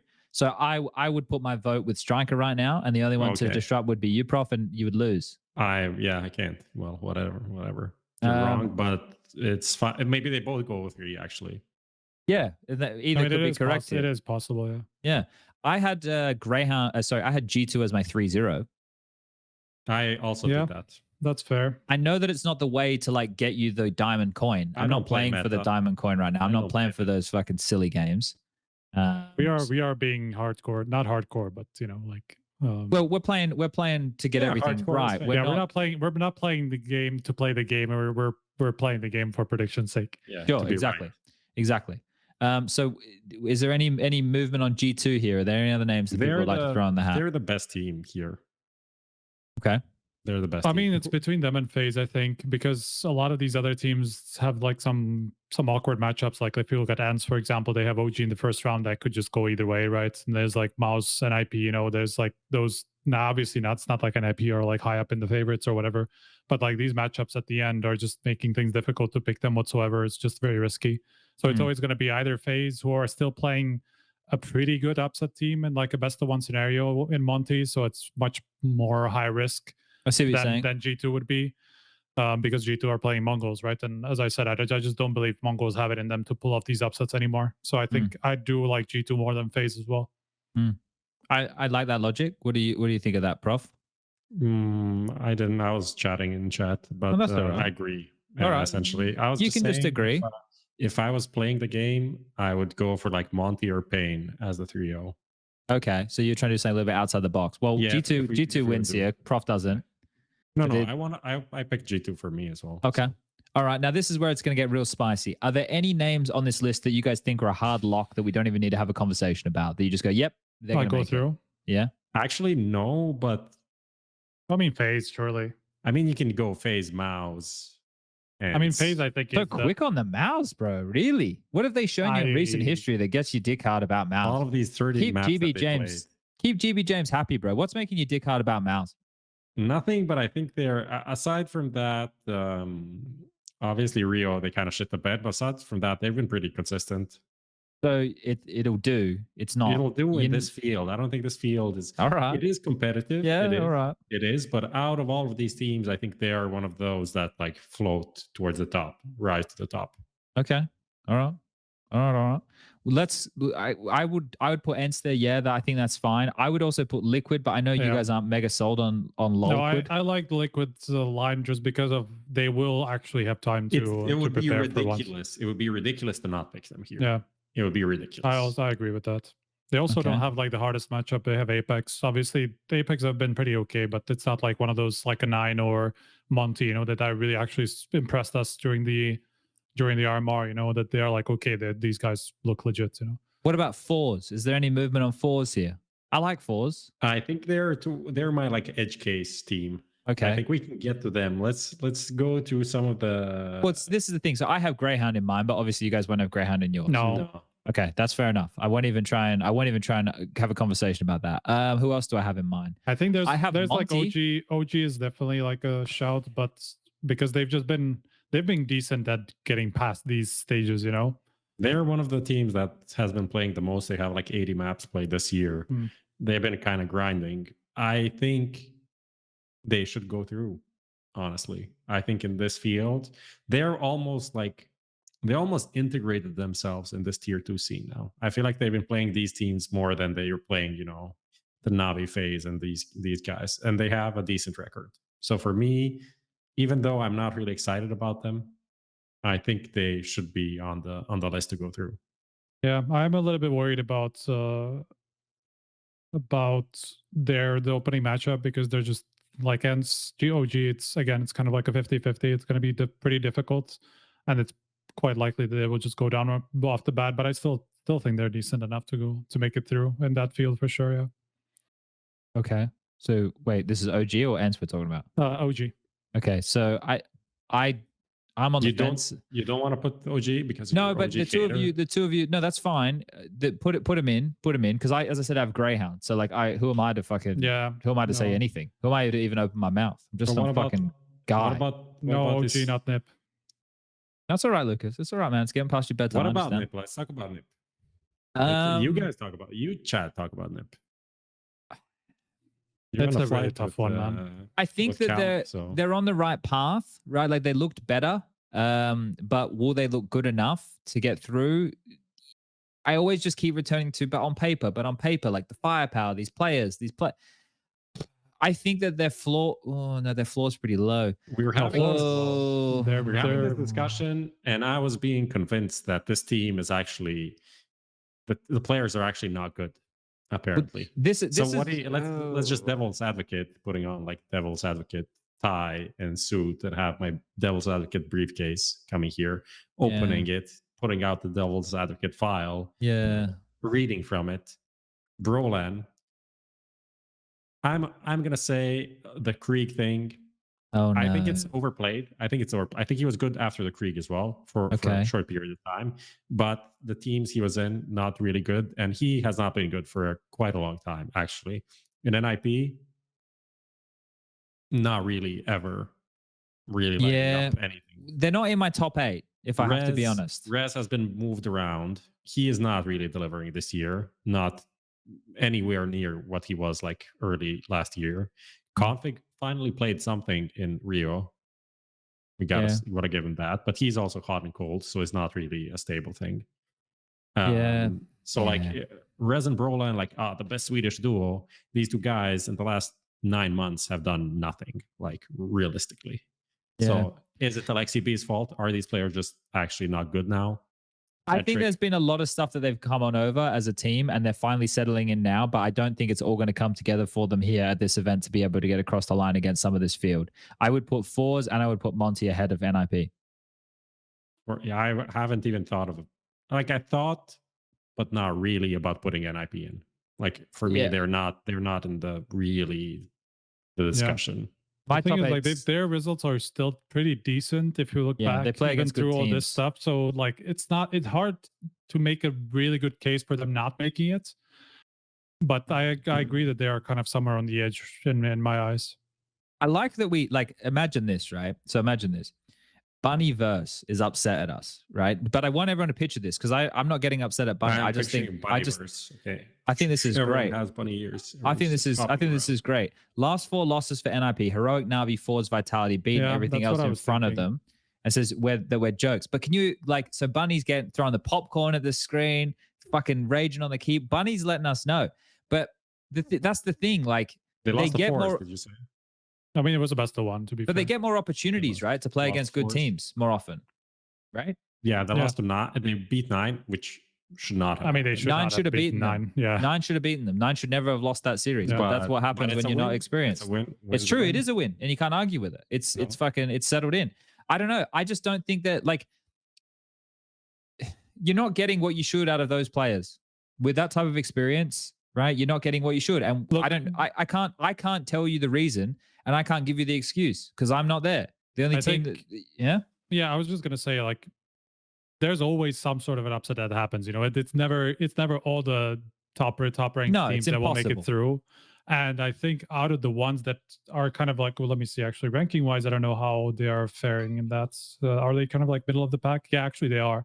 They're 7th highest out of these teams at the moment. 4s are the 8th, and then the other 6 are the ones that we have already in. And out of all of them and 4s would be the ones that I would kind of consider the most about if they're going to make it or not. So out of the big names, I would definitely look at an IP as the one that would not make it. So we have 2 If spots. I was to pick one upset, you know, like I would say an IP we're not going to make Well, it. who can you make the strongest argument for out of the teams left? Monty, I could make the strongest argument for out of the team who's been grinding online. They have good results. They're on like streaks on 2 maps at the moment. I think it's Anubis and Ancient, which gives them a lot of wiggle room in the veto. Yeah. Boros showed that he was legit at the RMRs. If he backs it up here with the same level of performance, I think that the team probably has enough to squeak through. Like I am a bit worried. Yeah, okay. I think for me, this is how I see it. I think Apex and Gamer Legion, decent teams. They can beat most of the teams, but I don't think they're going to go through. I don't think they're like runovers. They lack, in my mind, they lack the tenacity. Like there's something, they're just missing like a spark, a little bit of fire. Yeah. Do they approach the game well? Yes. Do they have like a good understanding of the things they need to do? Yes. They play like decent, like European Counter-Strike. It's fine. Yeah. Like they're good teams. They're just not good enough. Like, I don't think they make the cut, right? And I think Pain has complexity. I don't think is good. I don't think they have a chance. They're better than like Fluxo, Greyhound, Mongols, but I don't think they have a chance. They could eke something out on a good day. Yeah, and then I have Pain. I feel like Pain could maybe go through 4's NIP, Pain, Monty. These are like the 4 teams for these 2 spots for me, which all have I agree a chance. And it's about the matchups. It's about winning some of the best of ones. It's about not fucking up any stupid rounds and, you know, losing advantages, and then how the bracket plays out. That's going to decide. I don't think any of these teams are like crazily better or worse. I have an idea. I have an idea. Why don't we just leave this as we have it right now? We have G2 confidently in the 3-0 spot. We have Mongols somewhat. I think let's pick something and then we can go back. We should definitely pick, yeah. Okay. All right. Well, for me, I would pick 4s and I would pick Monty. That would be my 2 teams. I'm kind of like wondering between Monty and Pain. Monty for the reason that it's not like they fully relied on Boros, but they did definitely. He was definitely the biggest driving force. He's a massive factor for them. And but I think the kid looked legit. The problem I see with that is he is the type of player like a Yekindar, you know, who if you know his moves, there will be ways to counter it. There will be ways to make sure that he's not gonna play around with Mirage Connector and not gonna get the same opportunities that he did at the RMR. You know, people will just really look into how Boros is approaching the map because he was the big one. You know, if you're playing against Monty, it's probably him that you will counter the most. And he was the same. He was the biggest. He is the most like high variance, which is pretty rough, right? And I think they're gonna be able to do that. I am worried just because of how impressive he was is almost why I think they will be looking into him specifically. I was watching a bit of the EG game they played today because he plays ramp on Nuke and he had 19-5 on the CT half. Okay. How's that? He is possible? ridiculous. Yeah, right? He is ridiculous. Like his aim is ridiculous. He was also super aggressive. He was like pushing all the time, is doing all this crazy shit. So yeah, but I also think they're good on so many maps that it's not going to be that easy to prepare. They shouldn't feel too pressured in the map pool, at least. They should probably kind of YOLO the game, right, and not be predictable in the veto against FaZe, because I think that's maybe their key to success here, to go on a map where they're not 100% prepared. Yeah. I was contemplating between the same 4 teams, and like the one that I kind of fell on in the end was It was like either Force or N Pain or Monty or N Pain, and I'm just NIP was the one that I was looking to eliminate for sure. This is if you put back Monty, this is instead of Pain, this is my prediction right now, except Fluxo 403. Okay. Well, this is why I'm saying, like, this is why if we jump into the simulator thing, then we can come out with, we can agree with the three of us because we'll get a vote, and then we can determine where things end up. Let's hold this for now. Okay. Go into the simulator and then we come back. Lucas, go to this. I'm putting a link in the chat. Go to this, and we'll go through this together. And then once we've gone through that, then I guess we're towards the end of the show. Tell me when you're ready, Lucas, to bring it up, and we can. You're gonna have to do some clicking here, Mr. Lucas, as well. We can keep it with the bracket UI. That's quite nice. That's quite nice indeed. They've done some upgrades over here, haven't they? And you love to see this. Great job from the community figures building out all these little fun tools. I like this so much more. This is insane. Isn't it nice? Isn't the bracket nice? thing. Yeah, okay, there it is. Okay, so Monty versus FaZe. Who thinks that Monty wins that game? I don't want to hear your percentage. I need definitive, because what I did was, so this is why I had those slides up, because I was looking at teams and I wanted to see how things would kind of unfold in the veto. So Monty are going to be the high seed here. Like, I'm predicting that the map that it'll probably end up on will be either Mirage or Ancient, with FaZe getting the choice between the two of them, and then Monty getting the side because they have the higher seed. So I don't know. They might not want to go for the side. They might want to go for the map choice, but that's kind of what I'd come to determine on my little slides that I was working on. By the way, just for everyone watching, especially some of the teams, like map side does not make a difference realistically. Like you can start stats, just prove it. Right? No, but that's the difference between numbers and actually getting in the flow state, right? Like if you start on the T side and you can set the tempo to a game. In the head, you're like, it doesn't matter. Yeah, but it doesn't matter in the server. But the fact that you're saying it's in the head means it exists. Right, like because in our heads, like, do exist, right? Like that's. But why are teams starting CT Inferno then? If it's decided now, so that's probably more of like a comfort thing, right? Or they think it's easier on the T side, so they're happy to close the game from that point. This is Counter-Strike players, bro. This is the thing. Like, no, seriously, I know it's stupid, but what you're saying is the opposite level of stupid, which is what Lurpus does, which is like you play both sides. You play both sides, so it shouldn't matter. It's like, well, come on, Tommy, it's not fucking like that. Like, that it's not like that hard reset. Like that's not the way the brains work. But it's also that just we don't have the same like one-sided maps as we did before. Yeah, and this is like the only one that we kind of have that's very one-sided at the moment.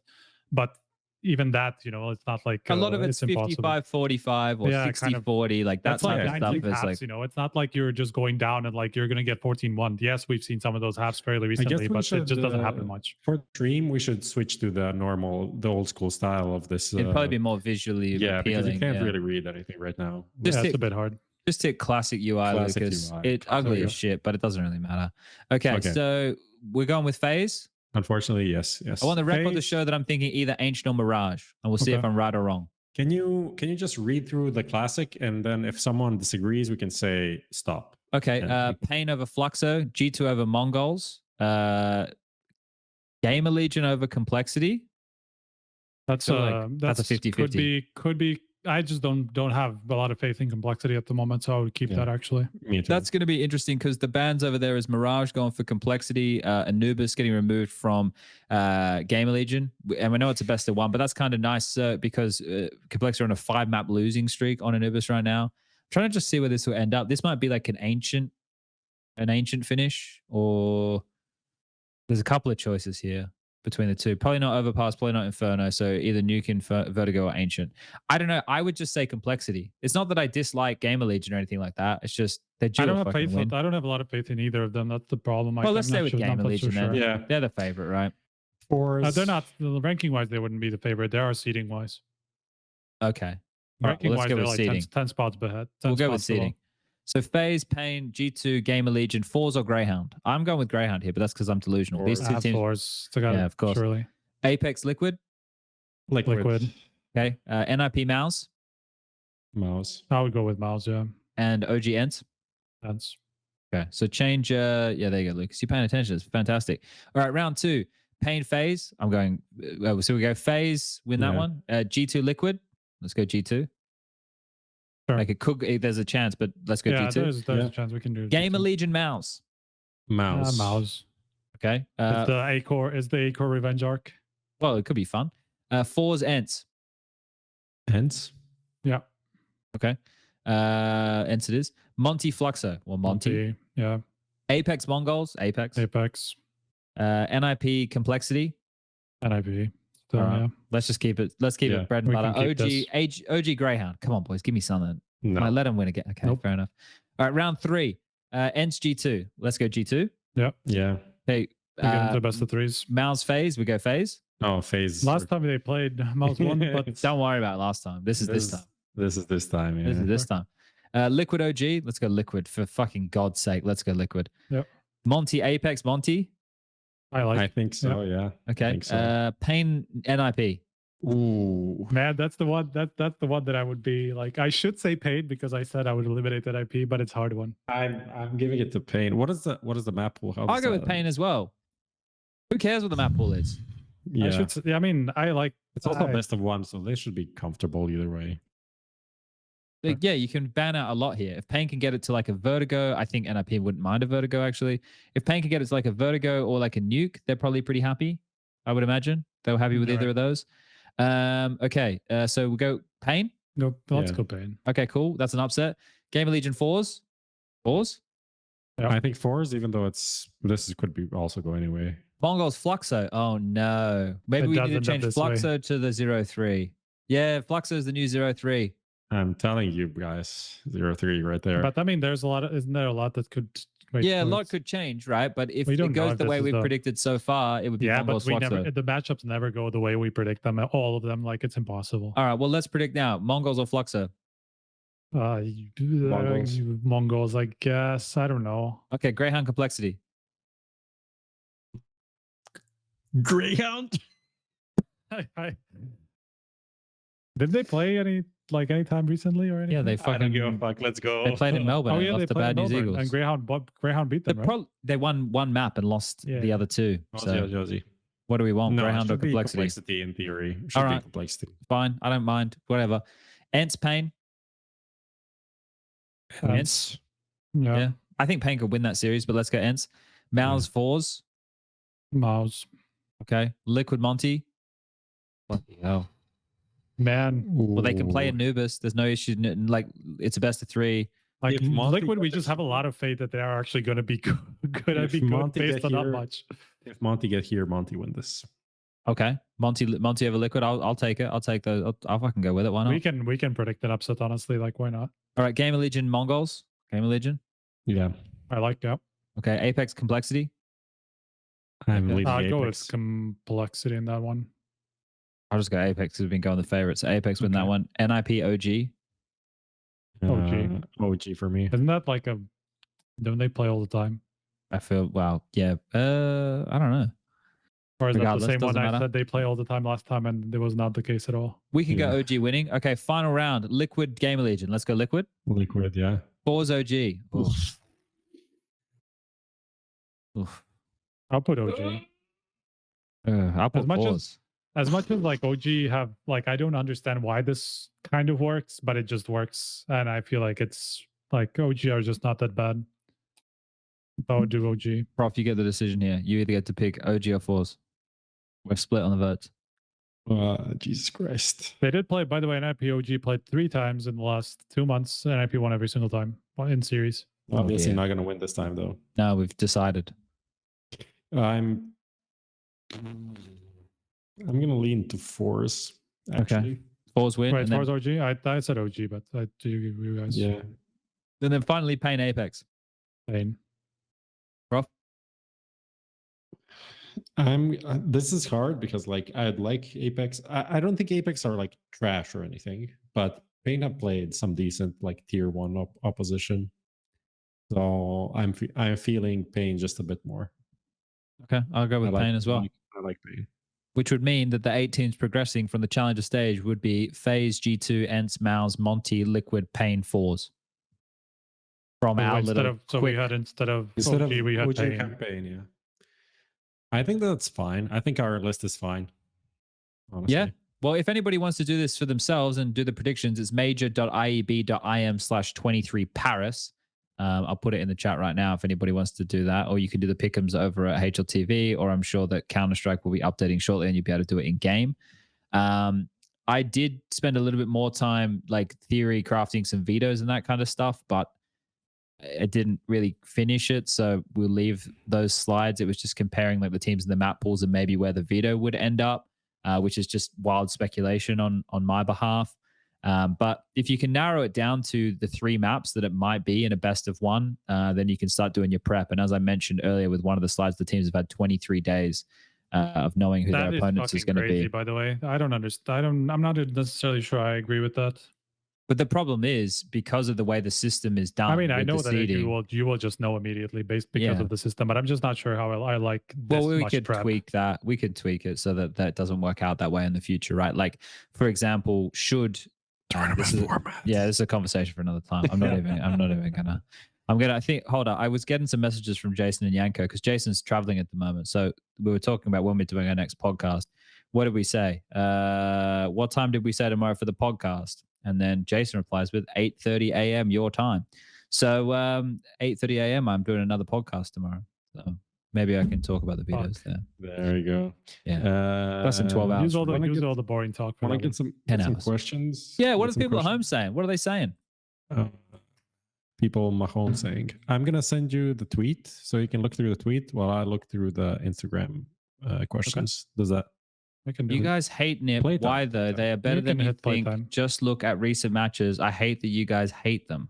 This is a comment from Lilja1337. But this isn't about an IP or who? Yeah, about an IP. Okay, that's what I was thinking. I don't. That's the thing. Like, I actually do think that an IP can easily make it against any of, like, instead of literally anybody apart from FaZe. I think it's they are definitely in the conversation. Can you run the playtime? They're a team. Oh, we're going to playtime. All right, Lucas. Playtime.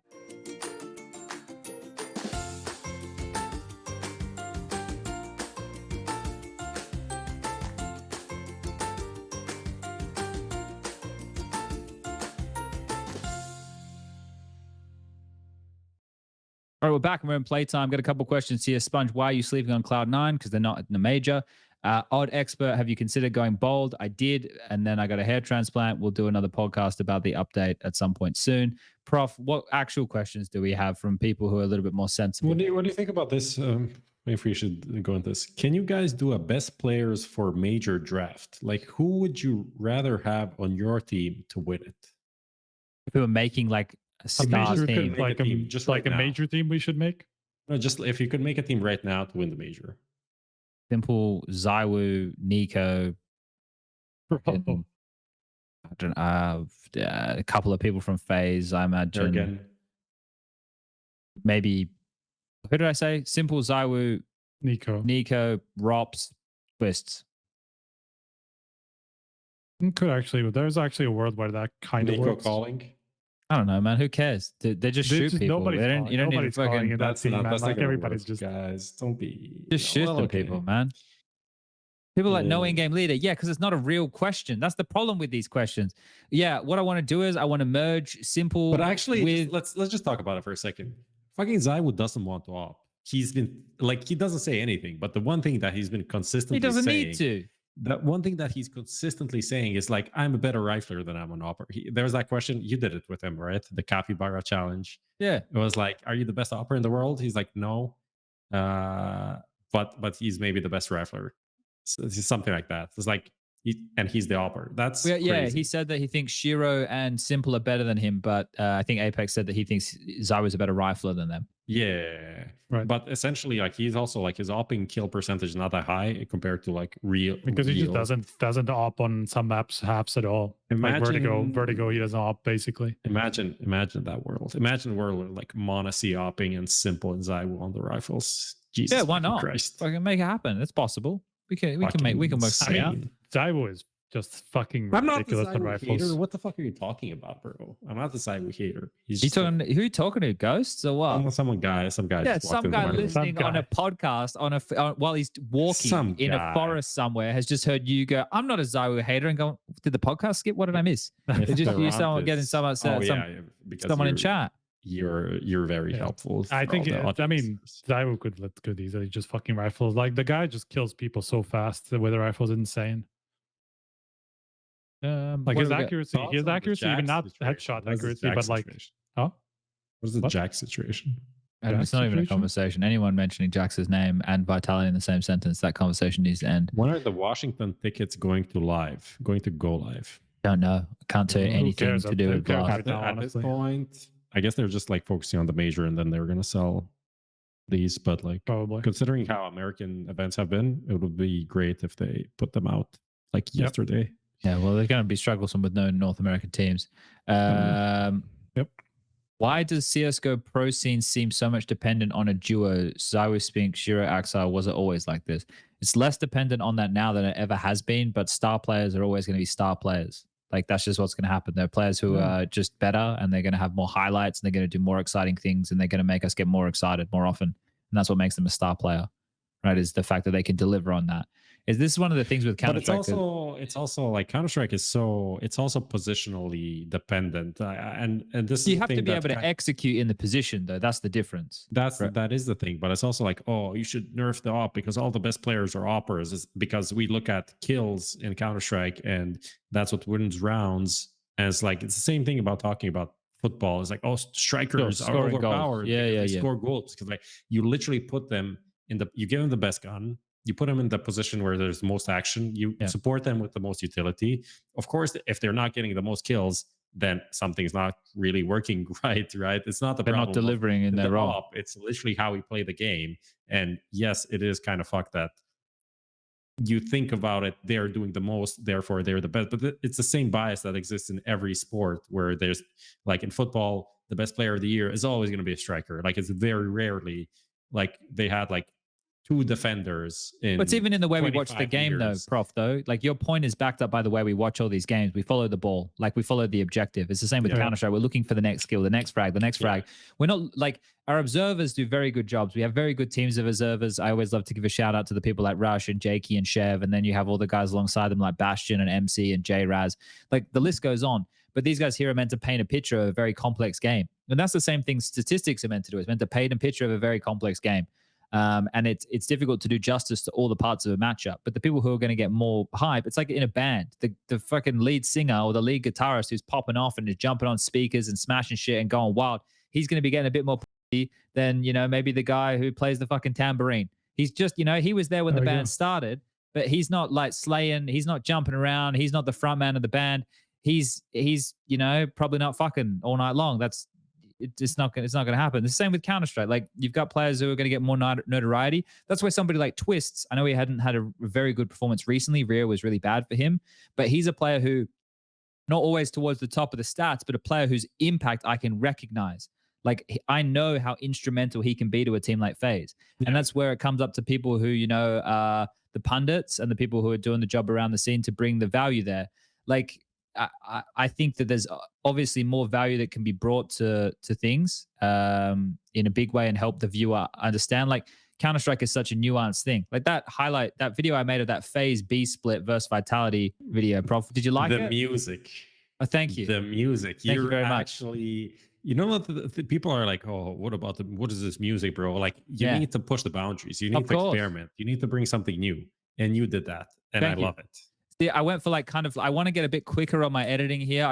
Because there was the map top down, there was the in-game elements. I wanted to kind of get everybody seeing how these strats kind of get pieced together. So we're going to work on my editing. Music. I liked it a lot, actually. Yeah, we want to do a bit more of that. I want to say me and the voices in my head.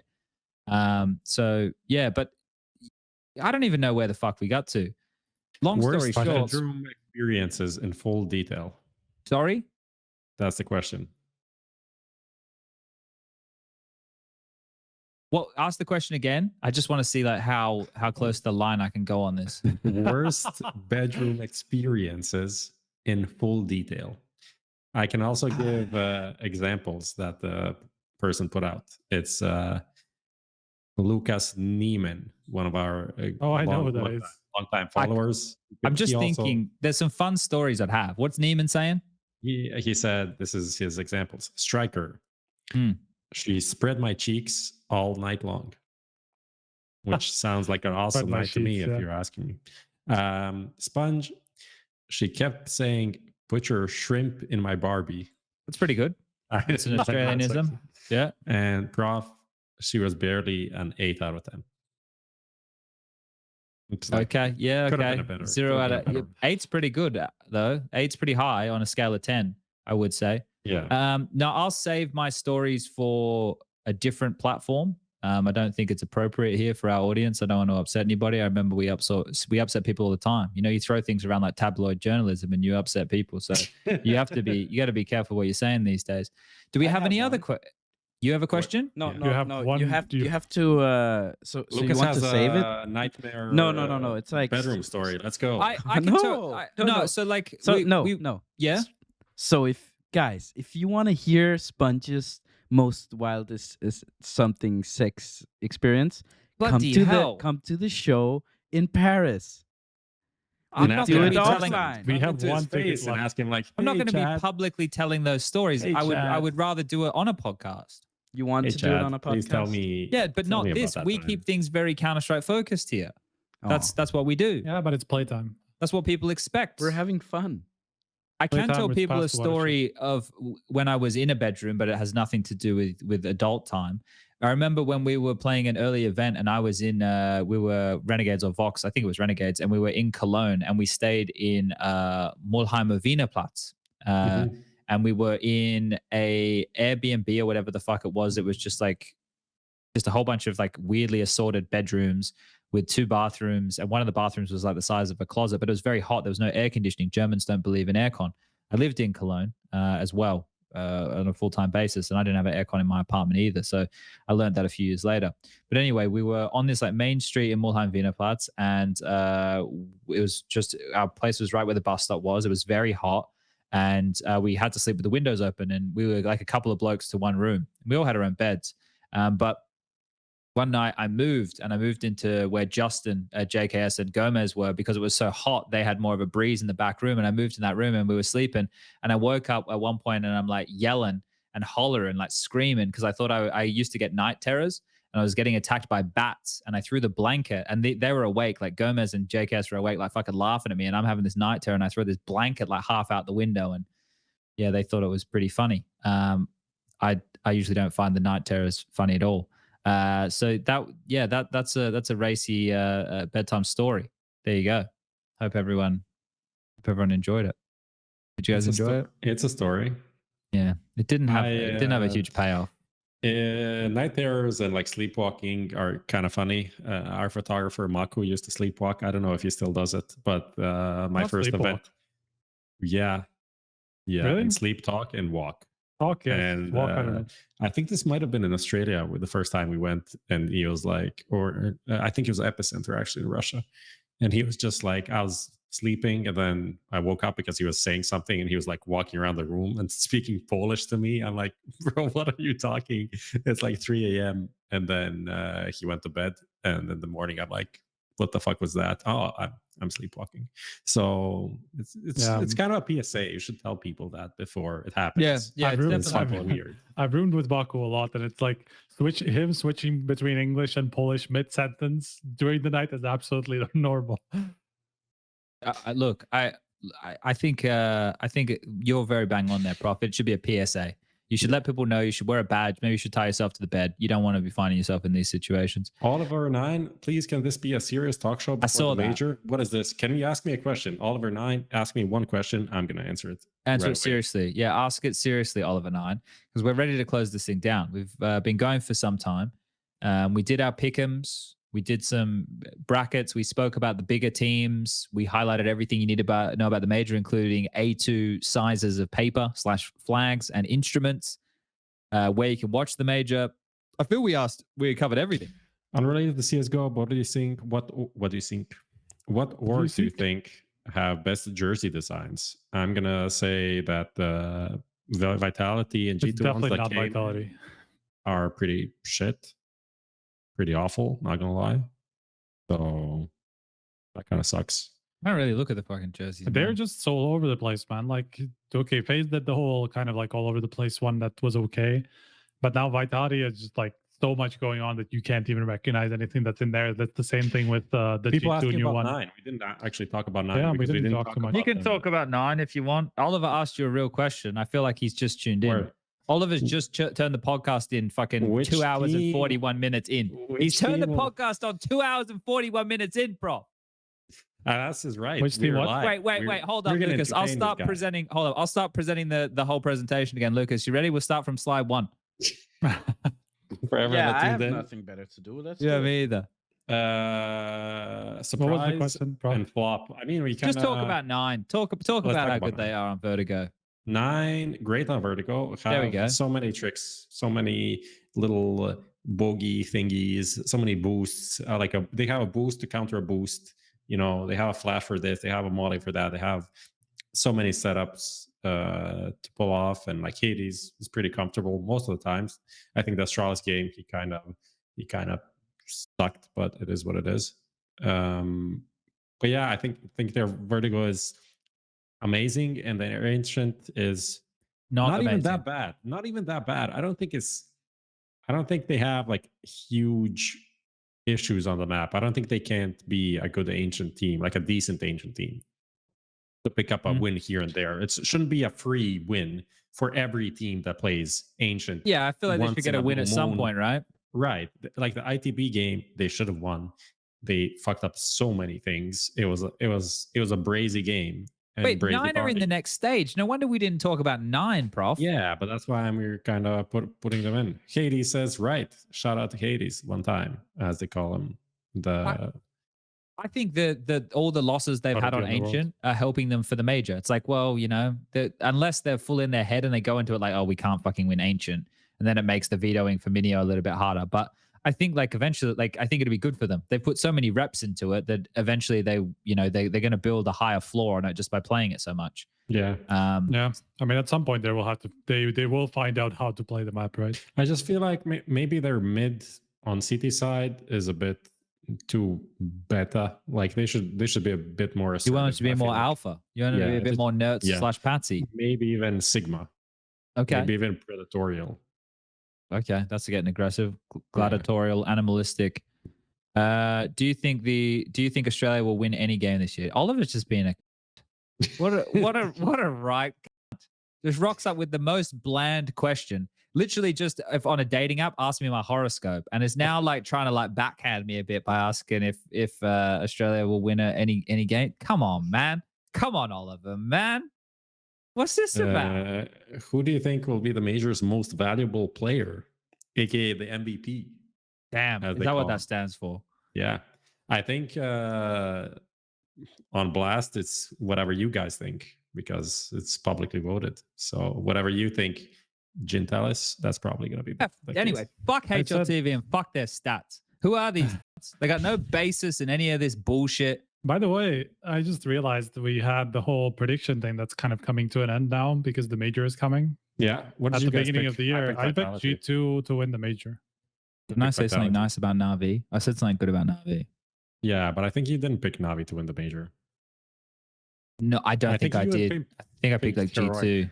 I think I said Navi would make every playoff. Oh, if I picked Heroic, I could be in with a real shout. Yeah, We need pick Dimitri to Heroic go for check. sure. We need Dimitri to go We check said, and make some clips. I said FaZe would be the best team of like the first half of the year, and then G2 would win the major. I think. Which team relies the most on Adderall?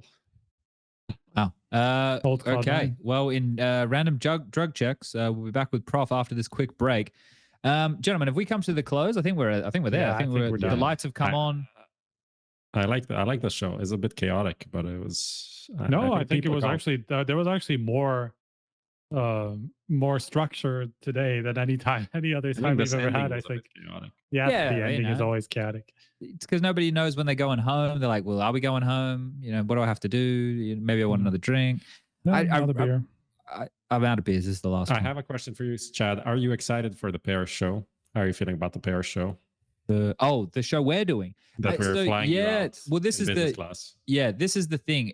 For me, doing these live shows is always a little bit more challenging because I have to keep being extroverted. People don't know, like normally at home, like I do nothing. Like I just kind of keep to myself. I go and do the things I got to do.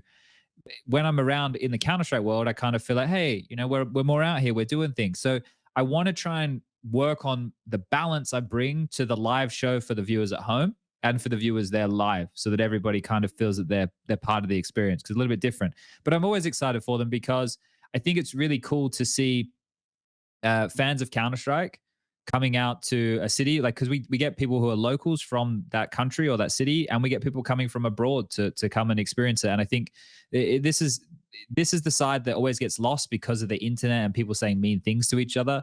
But at the end of the day, right, like, the people who are coming out to watch this are there to experience something because they enjoy Counter-Strike. The players are playing Counter-Strike because they enjoy it, right? Like, it's everything kind of all folds back on that, and then you get the human element and you attach all the faces to that. So yeah, long answer, but I'm excited about it. The majors normally remind me of the magic of what we do. It's not that I don't have that magic when we're at the other events, but the majors always just a little bit more special. Yeah. Hades asked what your figurines are behind you, but you should actually bring your favorite one and show it to everyone on stream. Okay. Let me have a look here. Hold up. Probably anime. People are speculating Naruto, but I feel like One Piece is also there. That's kind of my vibe. Okay, he brought two. He brought two to show and tell. I went with two because so I was a big fan as a kid of the Mighty Ducks. Oh, sorry, Lucas. I was a big fan of the Mighty Ducks. Now, the Mighty Ducks is an ice hockey team, sure, and there were the Mighty Ducks movies, which were like live action films, but they made a cartoon of the Mighty Ducks where there were these like superhero fucking duck people. So I really liked that. And another one that I really liked from my childhood that stood out, and there wasn't a lot of seasons or episodes to it, was Street Sharks. Street Sharks was really cool too. These were these blokes. They became sharks. They would be on rollerblades and shit. And they were pretty cool. The rest of them back there are like Dragon Ball Z and shit. So these are from your childhood, actually? Yeah, when I went home at Christmas time, my parents, like my old man, he has like a massive shed out the back that has all of the stuff I had when I was a kid in it. And I was there with my partner at Christmas time. So, you know, as you do when you're going through photo albums, all that shit, I was going through some of this stuff. And I thought, you know, my house in Malta isn't really decorated. So I could have some gizmos and bring them back home with me. So I've added some childhood to it all again. I hope Oliver enjoyed that story. That one was for him especially. All right, let's go, shall we? Let's be done. Let's fucking peace out. Are we doing? We're not doing another one until the live show, probably, right? Well, maybe we can do it in between. Yeah, after we could maybe. Yeah, I'll be completely honest. I have absolutely not. Boys, we're doing this on public, so I'll be as open as I have literally zero idea of what is happening on the off days. So I can't at this stage make any promises, but we should definitely try to do that. I hope that this has been an informative episode for everybody in terms of what to expect around the major, where they can make it, how you can be interactive. Obviously, there's going to be plenty of stuff coming on HLTV, which is the main coverage hub. I'm sure most of you guys keep your eyes on the forums there, or Reddit or Twitter, all those good spaces. You can obviously check out all the action. We pointed out the YouTube, Twitch, Blast TV, and you can watch in game. And then, yeah, in terms of the analysis and all the good stuff, yeah, well, we'll be breaking stuff down between, hopefully bringing players on. I don't know exactly what the live show is going to look like just yet in terms of the guests. But thanks, everybody, for tuning in, watching again. And we might go watch the tail end of Astralis versus Cloud9 of the Brazy Party, brave and crazy. Good night, everybody.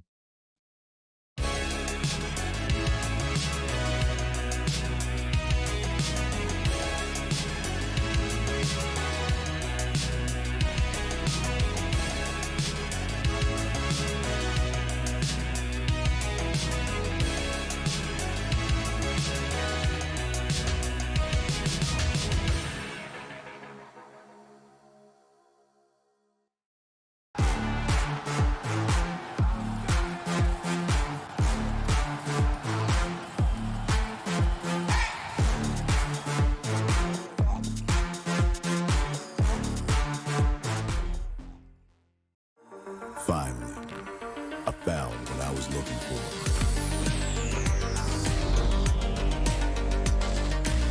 Now that my search is over, it's gonna be a tough choice. But fortunately, no need to choose. When you can just have them all. Buy and sell skins on BitSkins.com. Best esports odds. VIP program and a variety of bonuses. Fast and easy withdrawals. Bet on every possible CSGO match and tournament, as well as any other esports game. Only on 22Bet. Here's a good vibe, train, train, train, train. Here's a good vibe, train, train, train, train. Here's a good vibe, train, train, train.